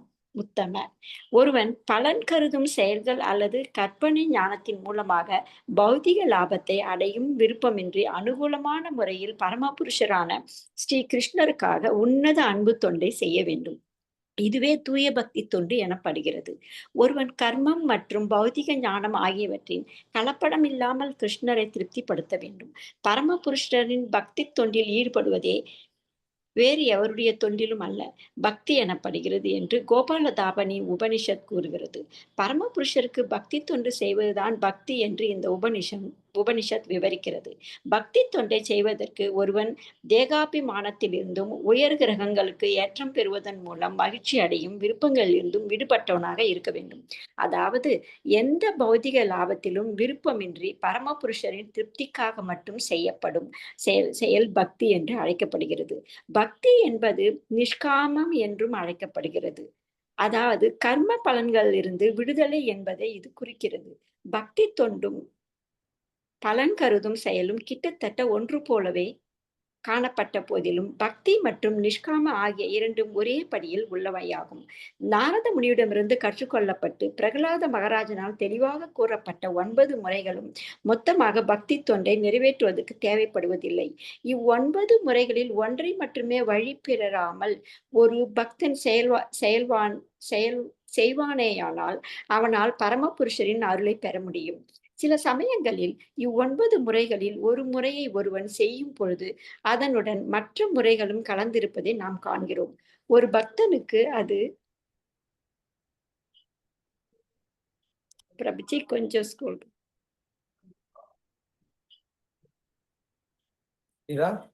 இப்ப தெரியாதுங்க. அவனுடன் மற்ற முறைகளும் கலந்திருப்பதை நாம் காண்கிறோம். ஒரு பக்தனுக்கு அது ஒன்றும் தவறானதல்ல. ஒரு பக்தன் 9 முறைகளில் நவ லட்சண ஒன்றை நிறைவேற்றினாலே போதும். அதில் மற்ற 8 முறைகளும் அடங்கி விடுகின்றன. ஹரே கிருஷ்ணா பிரபு. Yes, thank you. முன்னாடியே நம்ம சொல்லியிருந்தோம், இந்த 9ல ஏதாவது ஒன்று நம்ம கடைபிடித்தாலும் ஓகே தான், இல்லை மற்ற வழிமுறைகளை இன்னும் 2-3 சேர்ந்து கடைபிடிக்கலாம். பிரபுபாதர் என்ன சொல்றாரு, அந்த 1 கடைபிடிக்கும் போது அதுக்குள்ள அந்த 9ம் அடங்கிருது அப்படின்னு சொல்றாரு. ஓகே, பை நேச்சுரலி அது வரும். நம்ம சிரவணம் பண்றதன் மூலமா நமக்கு என்ன பண்ணோம், நம்மள ஆத்ம நிவேதனம் நம்ம பண்றோம், சமர்ப்பிக்கிறோம். அதுல பகவானுக்கு நமக்கு தாசியத்துல ஒரு பக்தி வரலாம், சக்கியத்துல வரலாம், மாதுரியத்துல வரலாம். இப்படி ஏதோ ஒரு விதத்துல அதுவும் இருக்கதான் செய்யும். பகவானை புகழவும் பகவானை பூஜிப்போம். இது எல்லாமே அதுக்குள்ள அடக்கமா இருக்கும். பட் இந்த பக்தி அப்படிங்கிறத எப்படி செய்யணும் அப்படிங்கிறது ரொம்ப முக்கியம். பக்தி தொண்டு இத்தனை விதத்துல இருக்கு அப்படிங்கிறத புரிஞ்சுக்கிட்டோம். அந்த பக்தி எப்படி பண்றது அப்படிங்கிறத தான் பிரபுபாதர் இங்க அடுத்து விளக்குறாரு. அதுக்குதான் பக்தி ரசாமிர்த சிந்துல இருந்து இந்த ஒரு ஸ்லோகத்தை பிரபுபாதர் மேற்கோள் காட்டுறாரு. அந்நிய அபிலாசிதா சூன்ய ஞான கர்மாதி அனாவிரதம். இந்த ஸ்லோகத்தை பத்தி விளக்கணும்னா இதுக்கு நம்ம தனியாவே ஒரு கிளாஸ் எடுக்கணும். ஏனியா சிம்பிள் மீனிங் என்ன அப்படின்னு சொன்னா, நான் முன்னாடியே சொன்ன மாதிரி இந்த பக்தி தொண்டுகள்ல நம்ம ஈடுபட்டு இருக்கும் போது நமக்குன்னு தனிப்பட்ட விதத்துல எந்த விதமான ஒரு வெறுப்பு எதுவும் இல்லாம, மற்ற வழிமுறைகளுடைய கலப்பும் இல்லாம, ஞான கர்ம அப்படின்னு இங்க சொல்றாங்க. சோ ஞான மார்க்கமோ கர்ம மார்க்கமோ யோக மார்க்கமோ இல்ல சூன்யமோ அப்படின்னு சொல்லக்கூடிய எந்த ஒரு கலப்படமும் என்ன செய்யக்கூடாது, இந்த பக்தி தொண்டுல கலக்கக்கூடாது. அப்படி அந்த மாதிரியான ஒரு கலப்படம் இல்லாமலும் அதே நேரத்துல கிருஷ்ணருக்கு அனுகூலமான ஒரு விதத்திலையும் என்ன பண்ணணும், அந்த பக்தி தொண்டை பண்ணணும். அது ரொம்ப ரொம்ப முக்கியமானது. கிருஷ்ணருக்கு அனுகூலமான விதத்துல அவரை ஸ்மரணம் பண்ணாம, இப்போ கம்சனும் கிருஷ்ணரை ஸ்மரணம் பண்ணான். எப்போதும் கிருஷ்ணரை ஸ்மரணம் பண்ணிக்கிட்டே இருந்தான். ஆனா கிருஷ்ணரை ஸ்மரணம் பண்ணதோடைய நோக்கம் என்ன, அவனுக்கு பயம். கிருஷ்ணரை அவன் மரணமா பார்த்தான். எனக்கு மரணம் வர்றதா இருந்தா கிருஷ்ணராலதான் வர முடியும் அப்படின்னு சொல்லி அவன் எல்லா இடங்கள்லயும் கிருஷ்ணரை பார்க்க ஆரம்பிச்சான். வீட்டுக்குள்ள ஒரு சின்ன ஏதோ ஒண்ணு யார் வந்தாலும் என்ன நினைக்கிறான், அவன் ஏதோ கிருஷ்ணன் தான் என்னைய கொல்றதுக்கு வந்துட்டானோ அப்படின்னு சொல்லிட்டு கிருஷ்ணருடைய அந்த ஸ்மரணத்திலேயே தான் இருந்தான். அவன் கம்ப்ளீட்டா கிருஷ்ணருடைய ஸ்மரணத்துல இருந்தான் அப்படிங்கிறதுக்காக அந்த ஸ்மரணம் உயர்வானதா நம்ம கருத முடியாது. ஏன்னா அது அனுகூலமானது கிடையாது. சோ இந்த மாதிரி பல விதமான இப்ப நம்ம பார்த்த இந்த 9 விதமான பக்தி தொண்டும் கிருஷ்ணருக்கு அனுகூலம் இல்லாத முறையிலையும் நம்மளால பண்ண முடியும். கிருஷ்ணருடைய புகழை பாடலாம். துரியோதனன் என்ன பண்ணுவான், எப்பயாவது கிருஷ்ணரை கொஞ்சம் புகழவும் சொல்லுவான், புகழ்ந்தும் சொல்லுவான். எதுக்காக?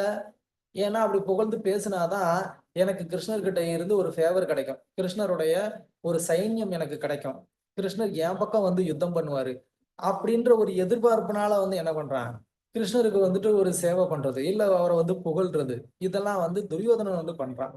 அப்போ அதுவும் வந்து பக்தியா அப்படின்னு கேட்டா, அதுவும் பக்திக்கு இல்ல. ஏன்னா அது கிருஷ்ணருக்கு அனுகூலமான ஒரு விதத்துல இல்ல. அது வந்து கிருஷ்ணர்கிட்ட இருந்து பிரதிகூல்யம். அது வந்து ஒரு பலனை எதிர்பார்த்து வந்து இருக்கிறதுனால, அந்த பக்தி உத்தமமான பக்தி அப்படின்னு வந்து சொல்ல முடியாது. சோ நம்ம அத வந்து நல்லா புரிஞ்சுக்கணும். இங்க ஏன் பக்தியின் உத்தமம்ன்ற வார்த்தையை வந்து பயன்படுத்தியிருக்காங்க அப்படின்னு சொன்னா, நம்ம உத்தமமான பக்தி பண்ணணும்னு நம்ம நினைச்சோம்னா, நமக்கு அந்நிய அபிலாஷம் இருக்கக்கூடாது. அப்ப அந்நிய அபிலாஷம் இருக்கு அப்படின்னா, நான் பண்ற பக்தி உத்தமமான பக்தி இல்லைன்னு அர்த்தம். அத கிளியரா வந்து தெரிஞ்சுக்கிட்டோம் அப்படின்னாலே, நம்ம மத்தவங்கள பார்த்து பொறாமைப்படவே மாட்டோம். இப்ப ஏன் நமக்கு வந்து பொறாமை வருது சில நேரத்துல? ஏன்னா, நம்ம அவங்க என்ன விட வந்து ஒரு நல்லா பக்தி பண்றாங்களோ, இல்ல அப்படின்னு சொன்னா, என்ன விட அவங்க வந்து என்ன பெரிய ஆளு அப்படின்னு வந்து ஒரு போட்டி மனப்பான்மை வந்துருது. காரணம் என்ன? நான் பெரிய டிவோட்டியா இருக்கிறதுனால அவங்க என்ன என்னை விட என்ன பெரியவங்களோ? அப்படின்ற ஒரு எண்ணம். ஆனா அதுக்கு முன்னாடி நம்ம இத ஒரு வார்த்தை நம்ம யோசிச்சு பார்த்தோம்னா புரிஞ்சிடும். என்கிட்ட வந்து கிருஷ்ணரை திருப்திப்படுத்தணுங்கிறத தவிர்த்து எனக்கான ஒரு விருப்பம்ங்கிறது எனக்குள்ள இருக்கா? அப்படி நான் வச்சிருக்கிறேனா? அப்படின்னு ஒரு நிமிஷம் நான் ஆலோசனை பண்ணேனா, ஆமா இருக்கு. அப்போ அவங்கள விட நான் பெரிய ஆளுன்னு சொல்றதுக்கு எனக்கு அதிகாரம் இல்ல. ஏன்னா நான் உத்தம பக்தி பண்ணல. நான் உத்தம பக்தி பண்ணாதப்போ நான் எப்படி இன்னொருத்தவங்களோட நான் உயர்ந்தவன்னு நான் என்னையவே நினைச்சுக்க முடியும்? அப்படின்னு நம்ம வந்து யோசிச்சோம்னா, கண்டிப்பா வந்து மற்றவர்களுக்கு மேல வந்து பொறாமைப்படுறதோ, போட்டிய உருவாக்குறதோ, அந்த மாரி எதுவுமே நம்ம வந்து பண்ண மாட்டோம். சோ இந்த விதத்துல இந்த நவவித பக்தி தொண்டுல நம்ம எதை கடைபிடிச்சாலும், இல்ல 9ஐயும் கடைபிடிச்சாலும், அதுல உள்நோக்கம் எதுவும் இல்லாம வந்து இருக்கணும். பாகவதத்துல வந்து 2வது ஃபர்ஸ்ட் கேண்டோ 2nd சாப்டர்லயே கூட வந்து சொல்லப்பட்டிருக்கு இல்லையா? என்ன ஸ்லோகம் அது? அது வந்து அன்பிரேக்கபிளா இருக்கணும். அப்புறம் அது வந்து கண்டினியூஸாவும் இருக்கணும். அதுதான் வந்து உத்தமமான ஒரு பக்தி. ஸோ அன்கண்டிஷனலா இருக்கணும், அன்பிரேக்கபிளா இருக்கணும். அதுதான் இங்க அந்நிய அபிலாஷிதான் கூட வந்து சொல்றாங்க. அப்ப நம்ம இந்த மாதிரியான ஒரு பக்தியை பண்றதுக்கு நாம முயற்சி செய்தோம் அப்படின்னு சொன்னா, நம்மளால என்ன பண்ண முடியும்? ரொம்ப எளிமையா வந்து கிருஷ்ணரை வந்து சீக்கிரமாவும் வந்து அடைய முடியும். ஆனா பல நேரத்துல இதை நம்ம வந்து மறந்துடுறோம். இல்ல இத கடைபிடிக்கிறதுல ரொம்ப கஷ்டப்படுறோம். நமக்குள்ள எப்போதும் வந்துட்டு இந்த அந்நிய அபிலாஷம் அப்படிங்கிறது வந்து அது ஒரு ஊற்று மாதிரி வந்து என்ன ஆகுது, உள்ள இருந்து அது பொங்கிக்கிட்டே இருக்கு. அதுக்கு ஒரு எண்டே இல்லாத மாதிரி வந்து இருக்கு. அதனால நம்ம செய்யக்கூடிய அந்த ஒரு பக்தி வந்து உத்தமமான பக்தியா இல்லாததுனால கிருஷ்ணருக்கான அந்த பிரேமையை அடையிறதுக்கு நமக்கு வந்து அதிகமான ஒரு டைம் எடுத்துக்குது. ஏனையா தொடர்ச்சியா நம்ம வந்து முயற்சி செஞ்சோம்னா கண்டிப்பா ஒரு நாள் அடைய முடியும். ஆல்ரெடி அதிகமான டைம் எடுத்துட்டேன்னு நினைக்கிறேன். Prabhuji, please forgive me, Prabhu. I have to exit this meeting. I have to service at the temple. அடுத்த வாரம் பார்க்கலாம், Prabhu. Sorry, Prabhu. Okay. Thank you, Maharaj. Thank you, Prabhuji. Hare Krishna. Hare Krishna. Hare Krishna. Yeah. கண்டுணர்தல். Yes. பக்தி யோகத்தில் எந்தெந்த வழிமுறைகள் உள்ளன சொல்லுங்க. பிரபுஜி, அர்ச்சனம், ஸ்மரணம், ஸ்ரவணம், கீர்த்தனம், ஸ்மரணம், பாதசேவனம், அர்ச்சனம், வந்தனம், தாஷ்யம், சங்கியம், ஆத்ம நிவேதனம். 9 வழிமுறை. Very good, very good. இந்த வழிமுறைகளை நாம் பின்பற்ற வேண்டுமா? ஏன்? ஆமா பிரபுஜி, நம்ம பின்பற்றி தான் ஆகணும். எதுக்குன்னா அர்ச்சனம் பண்றதுனால நமக்கு வந்து இதயத்துக்குள்ள இருக்க கிருஷ்ணரை வெளிப்படுத்துது. அடுத்து கீர்த்தனம் பண்றதுனால புலன்களை வந்து நாக்கின் வேலை வந்து அவரை நம்ம புலன்களை அவரோட சர்வீஸ்ல நம்ம இன்வால்வ் பண்ண வச்சுக்கிறோம். பக்தி யோகத்தை பின்பற்ற தகுதியானவர்கள் யார்?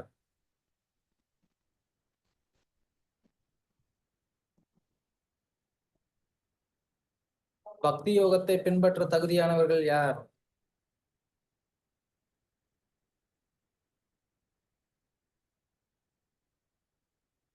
எல்லாருமே தான். அதான் நினைச்சேன் பிரபுஜி, நானும் கேட்டோன்னு ஒரு மாதிரியா இருந்ததுயா. பக்தி யோக வழிமுறைகளை பின்பற்றி பக்குவம் அடைந்த பக்தர்களின் பெயர்களை கூறுக. ஆல்ரெடி நீங்க சொன்னீங்க இல்லையா அந்த நிறைய 9 எல்லாருமே வழிமுறை. Yes Prabhuji. Ya yes Prabhuji. படிச்சு அதுதான். Very good. மற்ற யோக வழிமுறைகளை பின்பற்றுவதை விட பக்தி யோகம் கடினமானதாக நினைக்கிறீர்களா? சொல்லுங்க. இல்ல பிரபுஜி, பக்தி பக்தி யோகம் தான் யோகம் தான் ஈஸி பிரபுஜி. ஈஸி லைக் மத்தத விட ஈஸி. இனிஷியலா ஏன் கஷ்டம் பிரபு.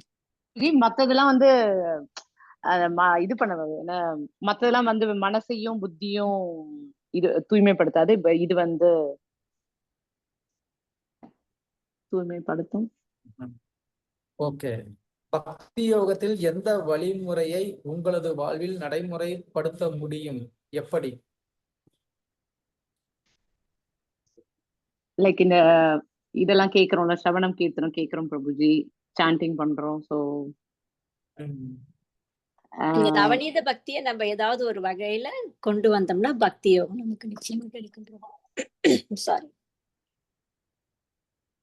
அண்ட் அப்புறம் எல்லாம் தான் கிருஷ்ணான்னு சொல்லிட்டு சரண்டரும் ஆகும் பிரபுஜி. சொன்னல லாஸ்ட் அந்த ஆத்ம நிவேதனமும் வருது பிரபுஜி.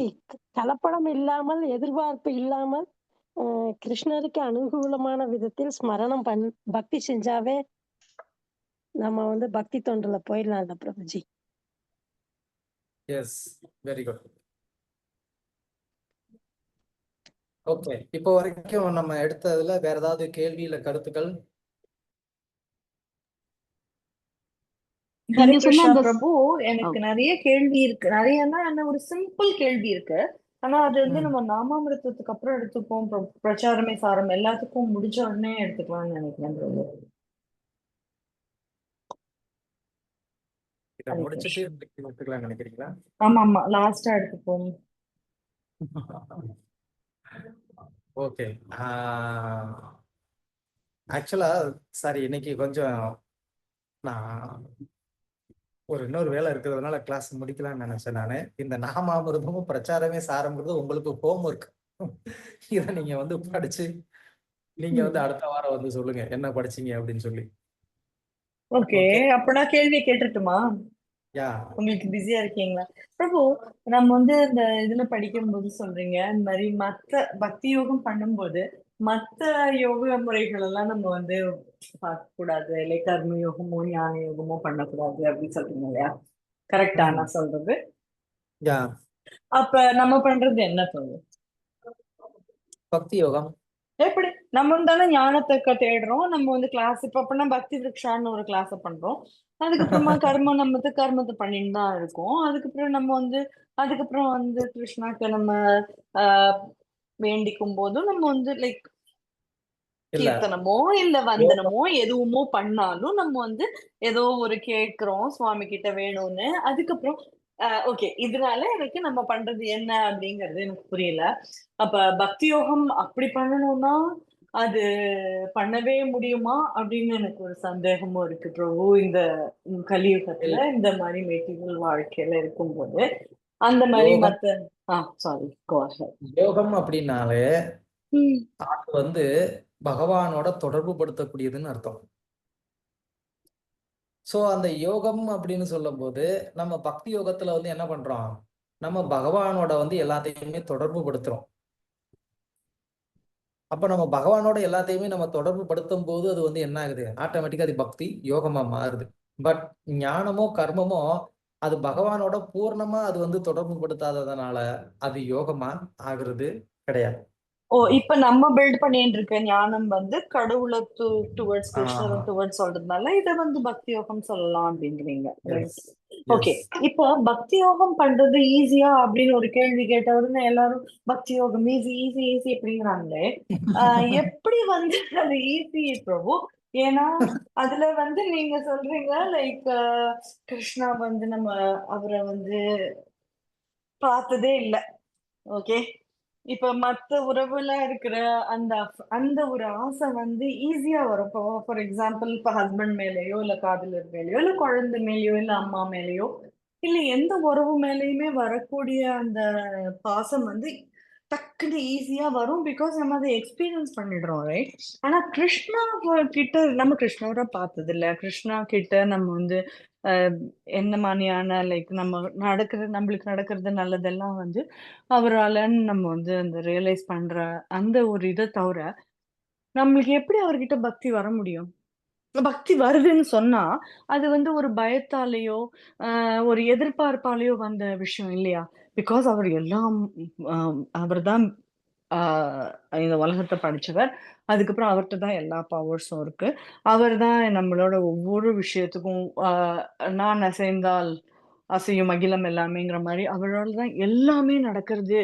அப்படிங்கிறதுனால ஓகே, இந்த மாதிரி ஒரு பெர்சன்ட்ட ஒபீடியண்டா இருக்கிறது நமக்கு நல்லது என்னைக்குமே அப்படிங்கிறதுனால வர அத ஒரு விஷயமே தவிர இத வந்து எப்படி நம்ம தூய பக்தின்னு நம்ம எப்படி எடுத்துக்க முடியும்? அது தூய பக்தி இல்லதான். பட் ஆனா கிருஷ்ணரே வந்து இந்த மாதிரி வந்து ஒரு வேண்டுகோளோட என்கிட்ட வர்றவங்க கூட நல்லவங்கன்னு பகவத்கீதையில சொல்லிட்டாரு. ஆனா அதுக்கப்புறமா வந்து அவங்க என்ன ஆகுவாங்க, கொஞ்சம் கொஞ்சமா வந்து தங்களை வந்து அந்த ஒரு தூய நிலைக்கு வந்து உயர்த்திக்கணும், அவ்வளவுதான். பட் ஆரம்பத்துல வரும்போதே எல்லாருனாலையும் வந்து அந்த ஒரு தூய மனநிலையில வர முடியாது. ஏன்னா அது கட்டுண்ட ஜீவாத்மாக்கு அது சாத்தியமே கிடையாது. அதனால ஒன்ஸ் கிருஷ்ணருக்கு வந்துட்டு ஏதோ ஒரு வழியில வந்து பக்தியை தொடங்கினதுக்கு அப்புறமா கொஞ்சம் கொஞ்சமா அந்த ஜீவாத்மா தன்னுடைய ஒரு முயற்சியினாலையும் பகவானுடைய கருணையினாலையும் அந்த தூய பக்தி அடைய முயற்சி செய்யணும். நம்ம போற அது வரைக்குமே கட்டுண்ட ஆத்மா தானே. நம்ம இந்த உலகத்தை விட்டு போற வரைக்குமே கட்டுண்ட ஆத்மா தானே. இருக்கணும்ன்ற அவசியம் கிடையாது. அந்த பக்தியில எந்த அளவுக்கு நம்ம உயர்வு அடைகிறோமோ அதை பொறுத்து அது இருக்கு. நம்ம பக்தியில எப்படி உயர்வடைய முடியும்? ஃபர்ஸ்ட் ஆஃப் ஆல் அவருக்கு கிருஷ்ணா நம்ம முன்னாடி வராரா? நம்மள ஒரு கட்டி அணைச்சு ஒரு நம்ம அவரை முத்தம் கொடுக்க முடியறதா? நம்ம அவருக்கு வந்து ஒரு சர்வ் பண்ண முடியறதா? நம்ம வந்து சமைச்சு நம்ம கொடுக்குறோம், அவருக்காக ஆசையா சமைக்கிறோம், கொண்டு போய் வைக்கிறோம், அவர் சாப்பிடுறாரா? அவர் ஒண்ணுமே நம்மளுக்கு ரெசிப்ரிகேஷனே இல்லையே பிரபு. அப்ப எப்படி நம்மளுக்கு பக்தி வர முடியும்? ரெசிப்ரோகேஷன் வந்து இருக்கு. இப்போ எனக்கு அதெல்லாம் கட்டுக்கதை. இது ஏன் இருக்கு, ஆனா நான் அது உனக்கு தெரியாது, நீ உன்னோட மனசாலதான் புரிஞ்சுக்க முடியும். அப்படிலாம் இது நான் சொல்லல. எல்லாமே கேளுங்க வந்து ஆன்சர் கேளுங்க. அதாவது பகவான் நம்ம கூட வந்து ரெசிப்ரோகேட் பண்ணிக்கிட்டு தான் இருக்கிறாரு. ஆனா அந்த ரெசிப்ரோகேஷனை வந்துட்டு நான் பாக்குற மாதிரி வந்து என்னைய நான் வந்து தயார்படுத்தி. இப்போ சூரியன் வந்து சுத்துது, உண்மையா இல்லையா?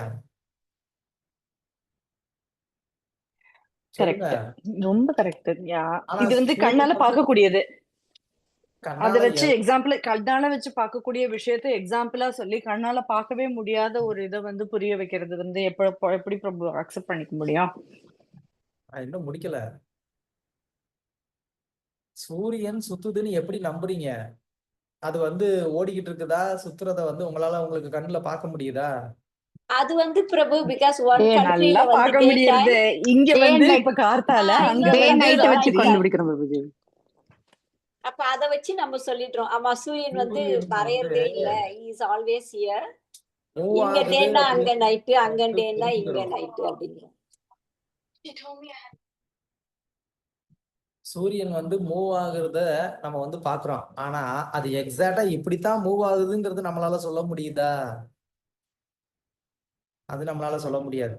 அது வந்து காலையில அப்படி வந்து உதிக்குது, அப்புறமா சன்செட் ஆகுதுங்கிறத பாக்குறதுனால நம்ம மூவ் ஆகுறத தான் பாக்குறோமே தவிர அது எப்படி வந்து மூவ் ஆகிட்டு இருக்கு அப்படிங்கிறது நமக்கு கண்டிப்பா தெரியாது. நம்ம பாக்குற மாதிரி வந்து சூரியன் என்ன ஒரு சின்ன வட்டமா? கிடையாது. அது எவ்வளவு பெரிய பிரம்மாண்டமான ஒரு கோள். ஆனா நமக்கு பாக்குறதுக்கு அப்படி தெரியுது. சோ அது மாதிரி பகவான் வந்து நம்மளுடைய ஒரு நிலைமைக்கு ஏத்த மாதிரி வந்து என்ன பண்றாரு, நம்மளோட இப்படி வந்து இப்போ வந்து ரெசிப்ரோகேட் பண்ணிட்டு இருக்காரு. நம்மளுடைய பிரேமையை அதிகமாகும் போது என்ன பண்ணுவாரு, அதுக்கேத்த மாதிரி அவர் வந்து ரெசிப்ரோகேட் பண்ணுவார். சோ நம்ம அதை இன்க்ரீஸ் பண்ணணும். புரியுதா?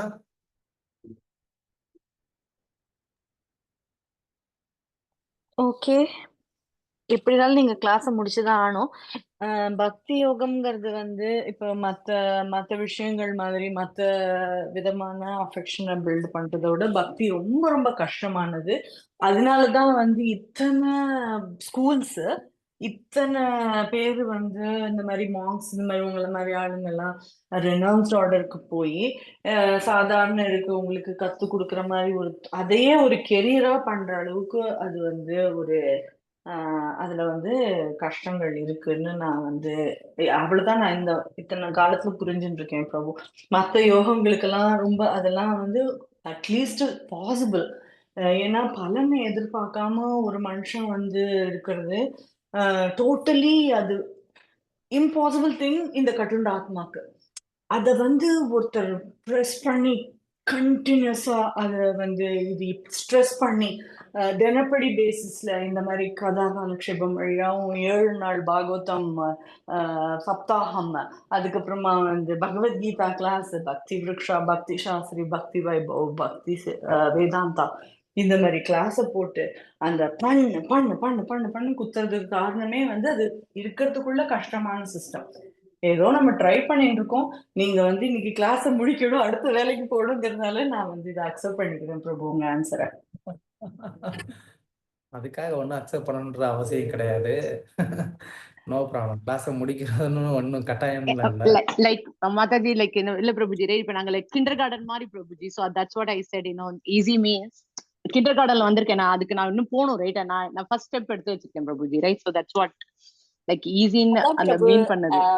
நானும் ஆரம்பத்திலேயே சொன்னேன், இந்த பக்தி யோகன்றது வந்து ரொம்ப கஷ்டம் தான். ஆரம்பத்திலயும் ரொம்ப கஷ்டமா இது உள்ளதான் நம்ம நுழையிறோம். அன்லெஸ் அன்டில் நமக்கு ஒரு டெடிகேஷனும் நமக்கு ஒரு கான்ஃபிடென்ட்டும் வர வரையிலும் இந்த பக்தி யோகம்ன்றது வந்து ரொம்ப கஷ்டம். கிருஷ்ணா தான் அப்படி பயந்துட்டு விட்டுற முடியாதுல்ல Mataji right. So we have to step in right kind of. இதை விடவே முடியாது, அதுதான் சொல்றேன். இதை வந்து நம்ம விடவே முடியாது. அதுக்கு இந்த பயந்து மாதிரி உட்காரவும் முடியாது யாராவது right. ஒருத்தரோட பற்ற பிடிச்சு இப்ப சி ஃபார் எக்ஸாம்பிள் இப்ப நமக்கு ஒருத்தர் சொல்லி கொடுத்தா போறாது, நம்மளுக்கு இன்னொருத்தர் ஏன் பிடிச்சுட்டு இப்படி இந்த மாதிரி ஸ்ட்ராங்கா ரூட் ஆகி பிடிச்சு பக்தி யோகம் பண்றவங்களை பிடிச்சுட்டே நம்ம வந்து அப்படியே கிரீப்பர் மாதிரி, அப்படிதான் பக்தி லதாங்கிறது. பக்தி கிரீப்பர் வந்து அப்படியே வளர்றதுக்கு, ஏன்னா நம்ம முன்ன பின்ன நம்ம பார்த்த கண்ணு மூடி இருக்கு நம்மளுக்கு. டோட்டலி நம்ம வந்து கட்டுண்ட ஆத்மா, நம்மளுக்கு ஒண்ணுமே தெரியாது, நம்மளுக்கு எதுவுமே ரிவீலேஷன் இல்லை. ஆனா இவங்கெல்லாம் பண்றாங்க இல்லையா பக்தி, இவாள்லாம் இப்ப வந்து தன்னோட லைஃபையே அர்ப்பணிக்க. இப்ப பிரபுபாதருக்காக நம்ம பண்றோம் பக்தி ஆக்சுவலி. ஏன்னா அவர் வந்து லைஃப்ல தன்னோட விஷயங்களை விட்டுட்டு இந்த உலகத்துக்கு கொஞ்சமான தான் தெரிஞ்சுட்டு சொல்லி கொடுக்கணுங்கிற மாதிரி. இப்ப வந்து நம்ம இந்த பிரபு நம்மளுக்கு சொல்லி கொடுக்குறாருன்னா இவர் தன் வேலையை விட்டு தன்னோட லைஃபையே இதுக்கு அர்ப்பணிச்சதுனால ஓகே இவங்களை பிடிச்சுன்னா நம்ம பக்தி பண்றதுக்கு ட்ரை பண்றோம். ஆனா நம்மளுக்கு நிஜமா தெரியாது கிருஷ்ணா யாருன்னு தெரியாது, நமக்கு வந்து கிருஷ்ணாவோட எப்படி இருக்கும் அந்த ரிலேஷன்ஷிப்னு தெரியாது. இந்த பக்தியில என்ன கிடைக்கும், அதுக்கு என்ன கிடைக்கும்னு நினைக்காம பக்தி பண்ணணும், அதெல்லாம் நம்மளுக்கு வரவே வராது. சோ அதனால வரணும், நமக்கு நிச்சயமா வந்துதான் ஆகணும். இந்த ஜென்மம் இல்லாட்டி இல்ல இந்த ஜென்மத்திலேயே நம்மளோட இந்த சின்னூண்டு நம்ம பண்ற துளியூண்டு இந்த ட்ரையலை வந்து கிருஷ்ணா ஓகே தொலைஞ்சு போறது, இவளை வந்து பாசம் இல்லைன்னா நம்மள விடமாட்டா அப்படிங்கிற மாதிரி அதுக்காக நம்மளுக்கு வந்து ஒரு கொடுத்தா தவிர இது பண்றது ரொம்ப கஷ்டம்னு எனக்கு தோன்றது. இல்ல அதுதான் மாதாஜி நானும் சொன்னேன் ஆரம்பத்துல, இது ரொம்ப கஷ்டம் தான் ஆரம்பத்துல நமக்கு. Unless until you practice all this நவநீத பக்தி and confident and your unconditional இது இருக்கிற வரையிலும் அதுதான் லைக் பகவத்கீதாலயும் சொல்றாரு, நீ எடுத்து வை, நீ ஒரு ஸ்டெப் எடுத்து வை, நான் கூட இருக்கேன், நீ அங்கேருந்து நீ இதுல விட்டாலும் அந்த அஷூரன்ஸ் கொடுக்குறாரு. So you have to step in. இல்லனா அதுக்காக அந்த ஞானத்தை கேக்குறோம், அந்த ஞானத்துக்கு வழியும் நம்ம போறோம், அப்புறம் நம்ம கர்மங்களையும் நம்ம பண்றோம் இல்லையா, அது வந்து டுவர்ட்ஸ் அவரை நம்ம பிடிக்கிறதுக்கு ட்ரை பண்றோம். நம்ம அத பண்றோம். அப்ப பண்றேன்னு அந்த ப்ராமிஸ் பண்ணதுனால நம்ம பண்ணி கொஞ்சம் ஸ்டெப் எடுத்து வைக்கிறது நல்லது. சும்மாவே இருக்கிறதுக்கு at least you to something right. கொஞ்சம் எடுத்து வச்சா அவர் வந்து கொண்டு போவார். 100%. மாதிரி மத்தாஜி நமக்கு மெட்டீரியலா நினைக்கும் போது கூட சில இடர்பாடுகள் வர்றது, ரொம்ப டிஃபிகல்டிஸ் வர்றது, லைஃப் அண்ட் டெத் கூட வர்றது. அப்பெல்லாம் வந்து நம்ம கிருஷ்ணான்னு நினைக்கும் போது அவர் அதை எப்படியாவது ஒரு வகையில சரி பண்ணி கொடுக்கும் போது அதுவும் நமக்கு வந்து ஒரு ஸ்டெப் நம்பிக்கை கொடுக்கறது. ஆமா, ஏன்னா கிருஷ்ணர் அதை பண்ணி கொடுத்தாரு, இதை பண்ணி கொடுக்க மாட்டாரா? இப்ப என்னோட லைஃப்ல நான் நிறைய நாள் அதெல்லாம் நடந்திருக்கேன். மாதாஜி ஐ நோ பிரபுஜி போகணும்னு கிளம்பணும்னு சொன்னார் ரைட். சாரி பிரபுஜி. ஹரே கிருஷ்ணா. போதையந்த பரஸ்பரம். பக்தர்கள் வந்து ஒருத்தருக்கு இடையில ஒருத்தருக்கு வந்து நீங்க அன்பு பரிமாற்றம் வந்து பண்ணிக்கிட்டு இருக்கும் போது நான் என்ன சொல்றது? அதான் நான் சந்தோஷமா கேட்டுட்டு தான் இருக்கிறேன். ஹரே கிருஷ்ணா. சாரி பிரபு, நாங்க மறந்தே போயிட்டோம் நீங்க போனோம்னு சொன்னதை, இந்த இது விஷயத்த டாபிக் எடுத்ததும். சாரி பிரபு, அதுக்கு தான் நான் இந்த கொஸ்டினே எடுக்க கூடாதுன்னு நினைச்சேன். ஏன்னா ரொம்ப தியரட்டிக்கலா இருக்கு இந்த பக்தி பத்தி பேசும்போது. தியரி தியரி தியரி இது மாதிரி, அதாவது சில இம்பார்ட்டன்ட் பாயிண்ட். ஃபார் எக்ஸாம்பிள், இப்ப இந்த ஹஸ்பண்ட் அண்ட் ஒய்ஃப் ரிலேஷன்ஷிப் எப்படி அது ரொம்ப இம்பார்ட்டன்ட்னு விருத்தாசுரன் சொல்லியிருக்கான். அப்படி சொல்லும் போது கூட ரொம்ப சிம்பிளா வந்து ஒரு இம்பார்ட்டன்ட் திங்கை வந்து ஓவர்லுக் பண்ணிண்டு. இப்ப அம்மா குழந்தைக்குள்ள ரிலேஷன்ஷிப் லவ் இருக்கு. கண்ணுக்குட்டிக்கு அம்மா நக்கி குடுக்கறது பிடிச்சிருக்கு. அந்த மாரி அந்த எக்ஸ்சேஞ்ச் பிடிச்சிருக்கு. அது எல்லாமே அதுலலாம் பேசிட்டு, ஹஸ்பண்ட் அண்ட் ஒய்ஃப் ரிலேஷன்ல செக்ஸ்ங்கிற அந்த ஒரு இதையே எடுத்து நல்லா ஜாலியா அத கன்வீனியன்ட்டா அத தள்ளி விட்டுட்டு, அதுதான் இருக்கிறதுக்குள்ள பெஸ்ட்டுன்னு சொல்லி, இந்த மாரி அந்த இத பார்க்கும்போது எனக்கு அ எப்படி இத விட்டுட்டு பேச முடியும்? அதுலயும் ஒரு இருக்கே! அதுலயும் ஒரு ஒரு எக்ஸ்சேஞ்ச் இருக்கே! அது இம்பார்ட்டன்ட் எக்ஸ்சேஞ்ச். அந்த மாரி நம்மளுக்கு கிருஷ்ணாட்ட கிடைக்காத போது இது எப்படி பண்ண முடியும்? லைக் அந்த மாரி ஒரு loving exchange, fatherly exchange, motherly exchange எதுவுமே கிடைக்காமயே நம்ம அவர கண்ணே இல்லாத நம்ம அவர லவ் பண்ண வேண்டியிருக்கே! அந்த ஒரு கஷ்டம் இருக்கே! அதுக்கு என்ன ஆன்ஸர்? அது எப்படி அத பண்றது? அப்படின்னு எக்ஸிக்யூட் பண்றதுன்னு ஆமா, தெரிஞ்சுக்கணும்னு. சில சமயம் மாதாஜி யூ ஆர் ரைட். நானும் நினைச்சுப்பேன். கிருஷ்ணருக்கே ஒரு அபவாதம் வந்துடுது. அந்த மணியை திருடிட்டு அவர் தான் திருடலேன்னு சொல்லி ரொம்ப இதெல்லாம் ம். நடந்துருக்கு. அப்ப நான் நினைச்சுப்பேன், எனக்கு ஒரு கஷ்டம் வரும்போது, கிருஷ்ணா உனக்கே இப்படி ஒரு அபவாதம் வரும்போது நான் ஏமாத்திரம், நான் இதை விட ரொம்ப கேவலமான பொண்ணு. சரி ம். பரவாயில்ல, இதையும் நீ சரி பண்ணி கொடு. இப்ப இந்த பக்தி தொண்டுனால இந்த மாதிரி ஒரு மென்டாலிட்டி திங்கிங் எல்லாம் கொஞ்சம் கொஞ்சமா வர ஆரம்பிக்கிறது. சோ அதை அப்படியே நம்ம கிரீப்பர் மாதிரி பிடிச்சிட்டு பக்தி தொண்டுல போய்க்க வேண்டியதுதான். ஆமா, இவரோட சப்போர்ட்ல தான் நான் போயின்னு ஆமா, இருக்கேன். அது நம்ம அந்த பிரபு. கிரீப்பர் வந்து நமக்கு பிரபுஜி பிளஸ் ஆல் அவர் சாது சங்கா, நம்மளுடைய குரு மகாராஜ், இப்படிதான் நினைச்சுக்கணும். ஆனா கரெக்ட் மாதாஜி, உங்க கொஸ்டின் இஸ் வெரி வேலிட். தியரட்டிக்கலான கொஸ்டின் தான் அது, இல்லைன்னு சொல்ல. பட் எல்லாருக்கும் இப்படிதான் மாதாஜி. எனக்கு என்னோட லைஃப்ல நிறைய தடவை இதெல்லாம் நடந்திருக்கு. நான் எவ்வளோ நாள் அழுதுருக்கேன். அப்புறம் நானே சரி பண்ணிப்பேன் என்ன. Nice. Yeah. Thank you Prabhuji. Hare Krishna. Hare Krishna. Thank you Prabhu. நான் இன்னும் முடிக்கல. கண்டினியூ பண்ணலாமா? எஸ் பிரபுஜி. பிரபு கண்டிப்பா Prabhu, please. Please go ahead Prabhu. ரொம்ப சந்தோஷம். உங்களுடைய மனசுல இருக்கிற கருத்துக்களை வந்து தைரியமாகவும் நேராகவும் வந்து ஷேர் பண்ணீங்க. பக்தி அப்படிங்கிறது வந்து இது வந்து தியரிட்டிக்கலா, இல்லை ஸ்பெகுலேஷனா, இல்லை இது வந்து ஃபோர்ஸ் பண்ணி பண்ணக்கூடியதா, இதுல நீங்க எந்த ஒரு விதத்தை கூட நீங்க எடுத்துக்கோங்க. இப்படிதான் ப்ரோ நான் பண்றேன், தியரிட்டிக்கலா தான் இருக்கு, இல்ல ஃபோர்ஸ் பண்ணி தான் ப்ரோ பண்றேன், ஏதோ கஷ்டத்துக்கு இங்க அங்கன்னு போய் அழுகிறத விட ஏதோ கிருஷ்ணர்கிட்ட வந்து அழுதா பரவாயில்லன்னு சொல்லிட்டு ஒரு ஃபோர்ஸ்ல தான் வர்றேன், இல்ல ஏதோ ஒரு ஸ்பெகுலேஷன், யாரோ ஒருத்தர் நமக்கு இருக்கிறாருன்னு வந்து நான் நினைச்சுக்கிட்டு என்னைய நான் வந்து சாட்டிஸ்ஃபை என்னது என்னைய நான் வந்து கன்வின்ஸ் பண்ணிக்கிறேன், அவ்வளவுதான். இப்படின்னு நீங்க எந்த விதத்துல நினைச்சுக்கிட்டா கூட இந்த கிருஷ்ண பக்தி அப்படிங்கிறது வந்து மற்ற எல்லா செயல்களை விட உங்களுக்குள்ள வந்து அட்லீஸ்ட் மினிமம் அது வந்து ஒரு திருப்திய இல்ல ஒரு நம்பிக்கையை வந்து கொடுக்குதா இல்லையா? இந்த இந்த பக்தி தொண்டை நிச்சயமா நிச்சயமா அந்த ஒரே ஒரு சாட்டிஸ்பாக்சனுக்காக தான் நம்ம வந்து லைக் அது ஒரு திருப்தி கொடுக்கறது, ரொம்ப சந்தோஷத்தை கொடுக்கறது, ஒரு ரொம்ப எப்படி சொல்றது பிரபு அந்த ஃபீலிங்க, அப்படி ஒரு பெருமையை வேற கொடுக்கறது பிரபு. அப்பா, அவர் வந்து உலகத்துக்கே படி அளக்கிறவர், அவருக்கு நம்மளால சேவை பண்ண முடியறதா? இது என்ன அதிசயம்! நம்ம எல்லாம் யாரு? நம்மளுக்கு ஏன் இந்த ஒரு சர்வீஸ்க்கான ஒரு சான்ஸ்? அந்த மாதிரி ஒரு பெருமிதம், அப்புறம் ஒரு சந்தோஷம், ஒரு எல்லாமே கிடைக்கிறது பிரபு கிருஷ்ண சேவையில. ஒரு பிகினிங்ல டிஃபிகல்டிஸ் இருந்தாலும் at the end very fruitful Prabhu. அது ஒரு நல்ல சுபம்ன்ற மாதிரி முடியறது. அதுதான் கிருஷ்ணன் கீதையில சொல்றாரு, 3 விதமான குணங்கள்ல 3 விதமான சந்தோஷம் இருக்கு. தமோ குணத்துல வந்து ஒரு விதமான சந்தோஷம். ஆனா அந்த தமோ குணத்துல வரக்கூடிய சந்தோஷம் அப்படிங்கிறது வந்து ஆரம்பத்திலயும் அது வந்து ஒரு துக்கம் தான், கடைசிலையும் அது துக்கம் தான். ஆனா தமோ குணத்துல இருக்கிறதுனால அதை வந்து ஒரு ஆனந்தம்னு நினைச்சுக்கிறது.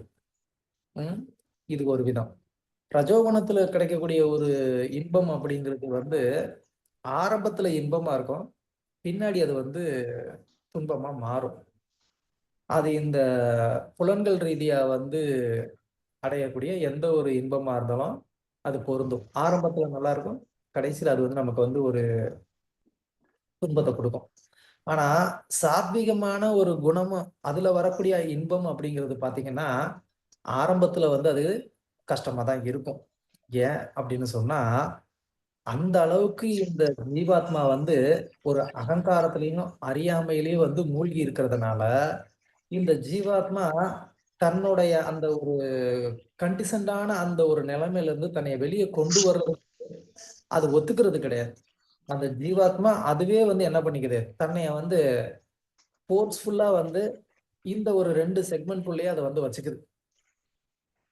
அப்ப அந்த 2 நிலைமையில இருந்து இந்த ஜீவாத்மாவை ஒரு சாத்வீகமான ஒரு நிலைமை வெளியில கொண்டு வர்றது அப்படிங்கிறதே வந்து ஒரு ரொம்ப கடினமான ஒரு வேலையா தான் இருக்கு, இல்லைன்னு கிடையாது.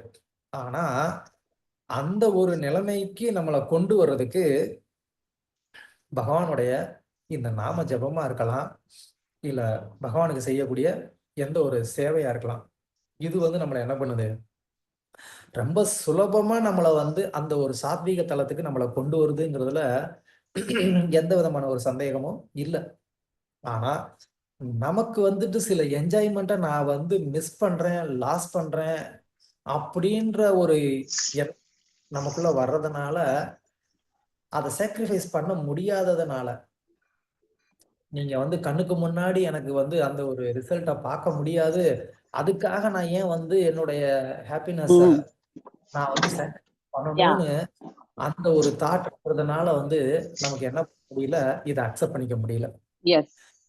பட் இந்த ப்ராசஸை ஆல்ரெடி நிறைய பேர் வந்து சக்சஸ்ஃபுல்லா வந்து பண்ணி அவங்க வந்து அந்த ஹாப்பினஸை வந்து அடைஞ்சு காமிச்சிருக்கிறாங்க.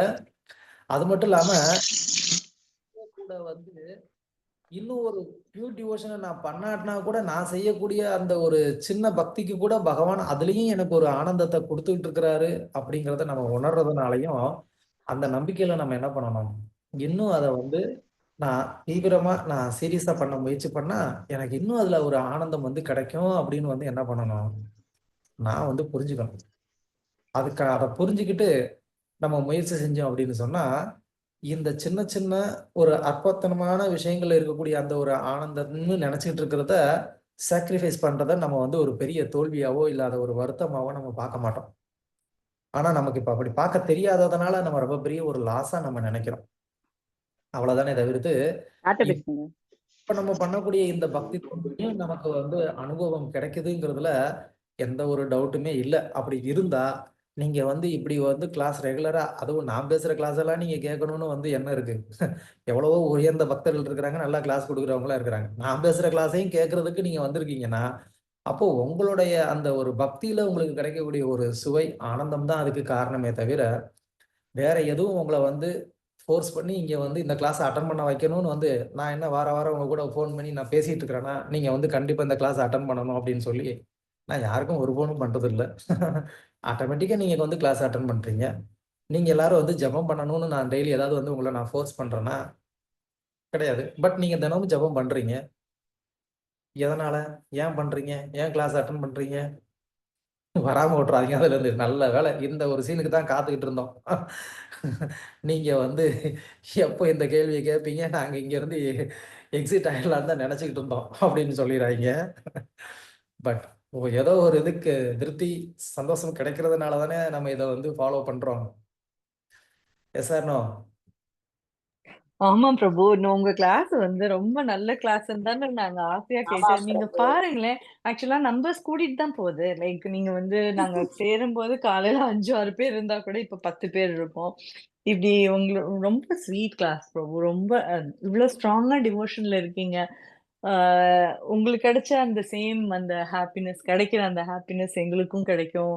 உங்களோட நாலேஜ் எங்களுக்கு டிரான்ஸ்ஃபர் ஆகி எங்களுக்கு பக்தி வரும் அப்படிங்கறதுனால தான் வரோம் பிரபு. தேங்க்யூ பிரபு. நாங்க தேங்க்யூ சோ நாங்க கொடுக்கிற தொந்தரவு எல்லாம் நீங்க பொறுத்து எல்லாமே எங்களுக்கு கரெக்டா பதில் கொடுக்குறீங்க. அதுக்கே ஒரு பெரிய பக்தி தொண்டு இருந்தாதான் இது நடக்கும் நான் இப்ப நினைக்கிறேன் பிரபு. எல்லாருக்குமே வாழ்க்கையில கஷ்டம், ப்ராப்ளம் அப்படிங்கிறது இருக்கும். நானும் அதுக்கு ஒண்ணும் விதிவிலக்கு கிடையாது. அந்த மாரி ஒரு பெரிய சுத்த பக்தனும் கிடையாது. என்னுடைய வாழ்க்கையிலயும் வந்துகிட்டு தான் இருக்கு, போய்க்கிட்டு தான் இருக்கு. இனிமே ஃபியூச்சர்ல வந்து கிருஷ்ணர் என்ன குடுப்பாருன்றதும் தெரியாது.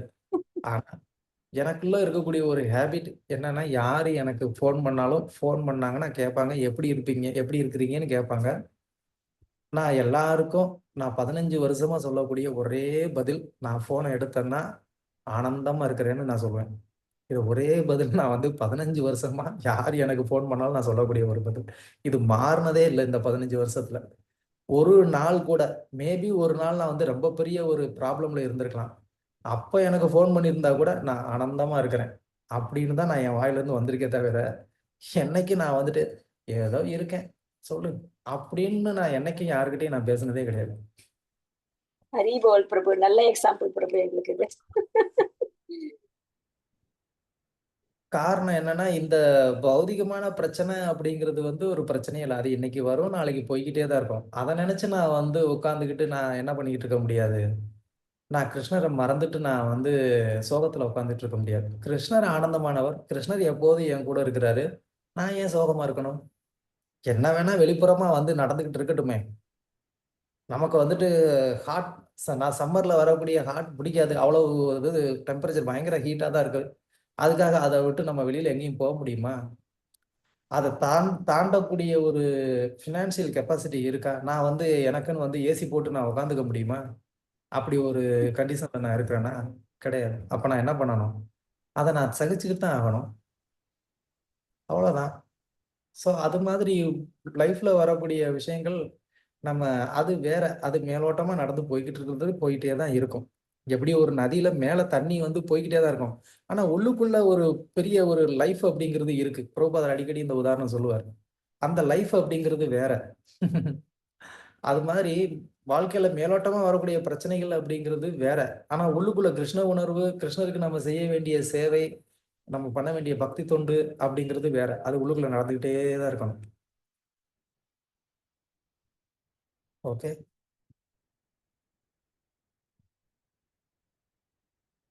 யாரையும் ஹேட் பண்ணலையா நானு? தேங்க்யூ பிரபுஜி. தேங்க்யூ. ரொம்ப நல்லா இருக்கு பிரபு. Thank you so much. ரொம்ப நல்லா இருக்கு பிரபு. Well explain Prabhu. Thank you.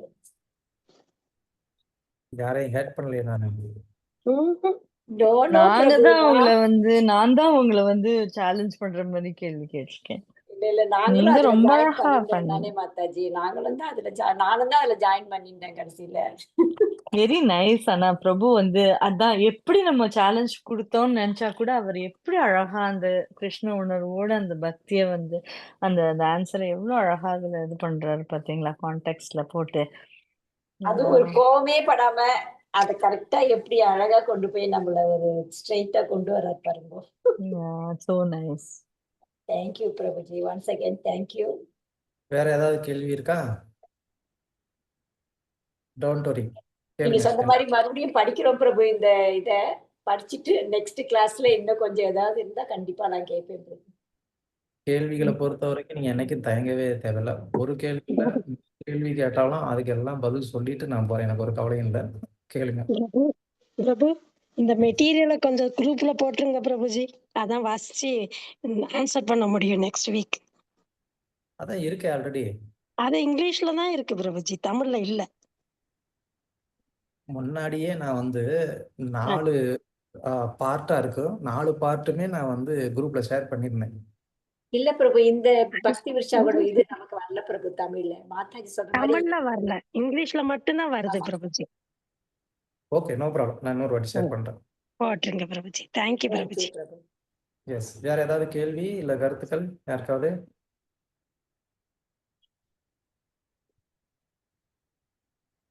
Don't worry. Bhuvana Mataji கேளுங்க. இன்னைக்கு வந்து நிறைய கேள்வி இருக்கு. நீங்க ஒரு கேள்வியிலேயே ஸ்டாப் ஆயிட்டீங்க. எனக்கு வருத்தமா இருக்கு. இல்ல பிரபுஜி. ஆனா இந்த நீங்க ஒரு அந்த செகண்ட் கேண்டல் ஒரு ஸ்லோகம் சொன்னது வந்து அந்த நாராயணம் நமஸ்கிருத்தம் நரம் செய்வன் உத்தமம். நாராயணம் நரம் செய்வன். அந்த ஸ்லோகம் தானே நீங்க சொன்னீங்க ரைட்? அந்த மென்ஷன் பண்ண ஸ்லோகம் பிகினிங்ல நான் ஆரம்பிக்கும் போது சொல்ற ஸ்லோகமா? இல்ல நீங்க இந்த நஷ்டப்பிராயேஷபதேஷ் நித்யம் பாகவத சேவையா அப்படின்ற, அதாவது அந்த அதுக்கு அந்த ஸ்லோகம் இந்த ஸ்லோகம் தானே பண்ணலாம். மென்ஷன் பண்ணீங்க ரைட்? நீங்க இதை தானே சொன்னீங்க, செகண்ட் கேண்டோன்னு சொன்னீங்களா பிரபுஜி? இந்த ஸ்லோகம் வந்து இருக்கிறது ஃபர்ஸ்ட் கேண்டோலே ஃபர்ஸ்ட் இருக்கு. Canto. Oh first canto. Okay okay okay. இதுவும் சொல்லலாம், தப்பு இல்லை. நஷ்ட பிராயேஷு பிராயேஷு அபத்ரே அபத்ரேஷு நித்யம் நித்யம் பாகவத பாகவத சேவையா சேவையா பகவதி அதுவும் கரெக்ட். உத்தம ஸ்லோகே பக்திர் பக்தி பவதி நிஷ்டகி. தேங்க்யூ. அந்த ஸ்லோகத்தையும் வந்து ஞாபகப்படுத்தினதுக்கு. அதுவும் கரெக்டானதுதான். Very good. எல்லாரும் வந்துட்டு ஸ்லோகா கோட் பண்ற லெவலுக்கு வந்துட்டீங்க. இல்ல இந்த பாகவதம் படிக்கும்போது இந்த 2 ஸ்லோகம் ஒண்டி சொல்றது பிரபுஜி. நாராயணம் நமஸ்கிருதம் ஆமா. நாராயண சேவையா சோத்தியம், அந்த ஸ்லோகமும் இன்னொரு ஸ்லோகம் சொல்லிட்டு ஆரம்பிக்கிறது. Okay good. வேற ஏதாவது கேள்வி இல்ல கருத்துக்கள்? அண்ட் இந்த மைத்ரேயர் சொன்னதும் நீங்க வந்து விதுரருக்கு சொல்றதானே பிரபுஜி ரைட்? நீங்க சொன்னீங்களா ஒரு இடத்துல மென்ஷன் பண்ணது, மைத்ரேயர் வந்து சொன்னது ரைட்? S S. அவங்க ரெண்டு பேருக்கு இடையில அந்த கான்வர்சேஷன்ஸ். அது தேர்ட் கண்டல வருது. நான் இப்ப அதான் படிச்சுட்டு இருக்கேன் பிரபுஜி. சோ அதனால நீங்க அததான் சொல்றீங்களா? அவர் நிறைய அவர் கேட்கிற கேள்வியும் ஒரு மாதிரி இருந்தது. மைத்ரேயர் ஆரம்பிச்சு இப்ப சொல்லிட்டு இருக்காரு இப்பதான். So yes very good. Bhagavatam படிக்கிறீங்கிறத கேட்கறதுக்கு ரொம்ப இன்னொரு சந்தோஷம். ஏதோ லைக் ஏதாவது ஒன்னாவது படிச்சுட்டு படுக்கணும்ட்டு நைட்ல ஒரு தடவை சொல்லிட்டு படுக்கிறது பிரபுஜி. ஆக்சுவலியா ஒரு வருஷம் இல்ல 5 வருஷம் வாட் என்னோட டைம் பொறுத்து ஏதாவது ஒண்ணு தூங்க போறதுக்கு முன்னாடி ஒண்ணு படிக்காம போறல மனசுல ஒரு இது வச்சிருந்து அதை பண்ணிட்டு இருக்கேன் Prabhuji. Krishna's blessings. Good good. Bhagavatam கண்டிப்பா படிங்க. எஸ். வேற என்ன கேள்வி? அவங்க யாரு? பவமாலினி மாதாஜி. என்ன கேள்வி? ஏதோ கேள்வி நிறைய முடிஞ்சது பிரபு, முடிஞ்சது. நீங்க கிளம்பணும் முடிஞ்சது. சொன்னேன்ல பிரபுஜி. ஆக்சுவலி நீங்க ரைட் அதான் அது சொல்றேன். டிராப் ஆயிடுச்சு போல இருக்கு அந்த ப்ரோக்ராம். அதனால ஆமா இவரு நம்மள்கிட்டே இருக்காரு. அத ஹோம்ஒர்க் ஏதோ சொன்னேன்ல அந்த அந்த அளவுக்கு நம்ம நாமாமிர்தம் படிக்கணும்ட்டு. இந்த கேள்விகள் நீங்க நிறைய இருக்குன்னு சொன்னீங்களே, அந்த கேள்வியை விட்டுட்டு போறதுக்கு எனக்கு மனசு வரல. வேற ஒண்ணும் இல்ல. ஏன்னா அடுத்த வாரம்னா நீங்க மறந்துடுவீங்க கண்டிப்பா. அதுக்கு இப்பயே கேட்கலாம்னு சொல்லிட்டு போயிடலான்னு பார்த்தேன் நானு. இல்ல பிரபு, உங்களை விட மாட்டோம் பிரபு, கவலைப்படாதீங்க. நான் கேட்டுட்டே எனக்கு திருப்தியா ஆன்சர் பண்ணிட்டீங்க. யா, கண்ணால பாக்காட்டியும் உங்களோட பலத்தை பிடிச்சிட்டு அதுலயே கொஞ்சம் கொஞ்சம் தத்தி மேல வந்துடலான்னு நம்பிக்கை வந்துடுது. சோ கேள்விகள் மறைந்து போயின.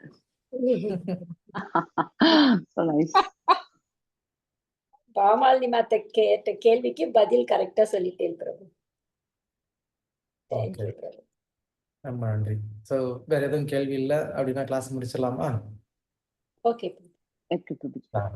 Very good. எல்லாருக்குமே ரொம்ப நன்றி. தொடர்ந்து வந்து நீங்க இந்த வகுப்புகளில் வந்து கலந்துகிட்டு இருக்கிறதுக்கு.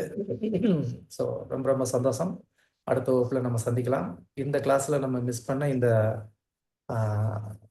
நாமாமிர்தம் பிரச்சாரமே சாரம், அதை கொஞ்சம் நீங்களே வந்து படிச்சு அதை எப்படி புரிஞ்சுக்கிறதுங்கிறதுக்கு முயற்சி பண்ணுங்க. மேபி அடுத்த கிளாஸ்ல நம்ம அதை பார்க்கலாம். ஓகே, நீங்க கொஞ்சம் போஸ்ட் பண்ணிடுங்க பிரபு கிளிப்பை. ஹரே கிருஷ்ணா. கண்டிப்பா கண்டிப்பா. Thank you very much. Hare Krishna. Grantharaj Srimad Bhagavatam Srila Prabhupada. Hare Krishna. Hare Krishna. Thank you. Tirumala Govindadas Prabhuji கி ஜெய். ஹரே ஹரே கிருஷ்ணா. கிருஷ்ணா.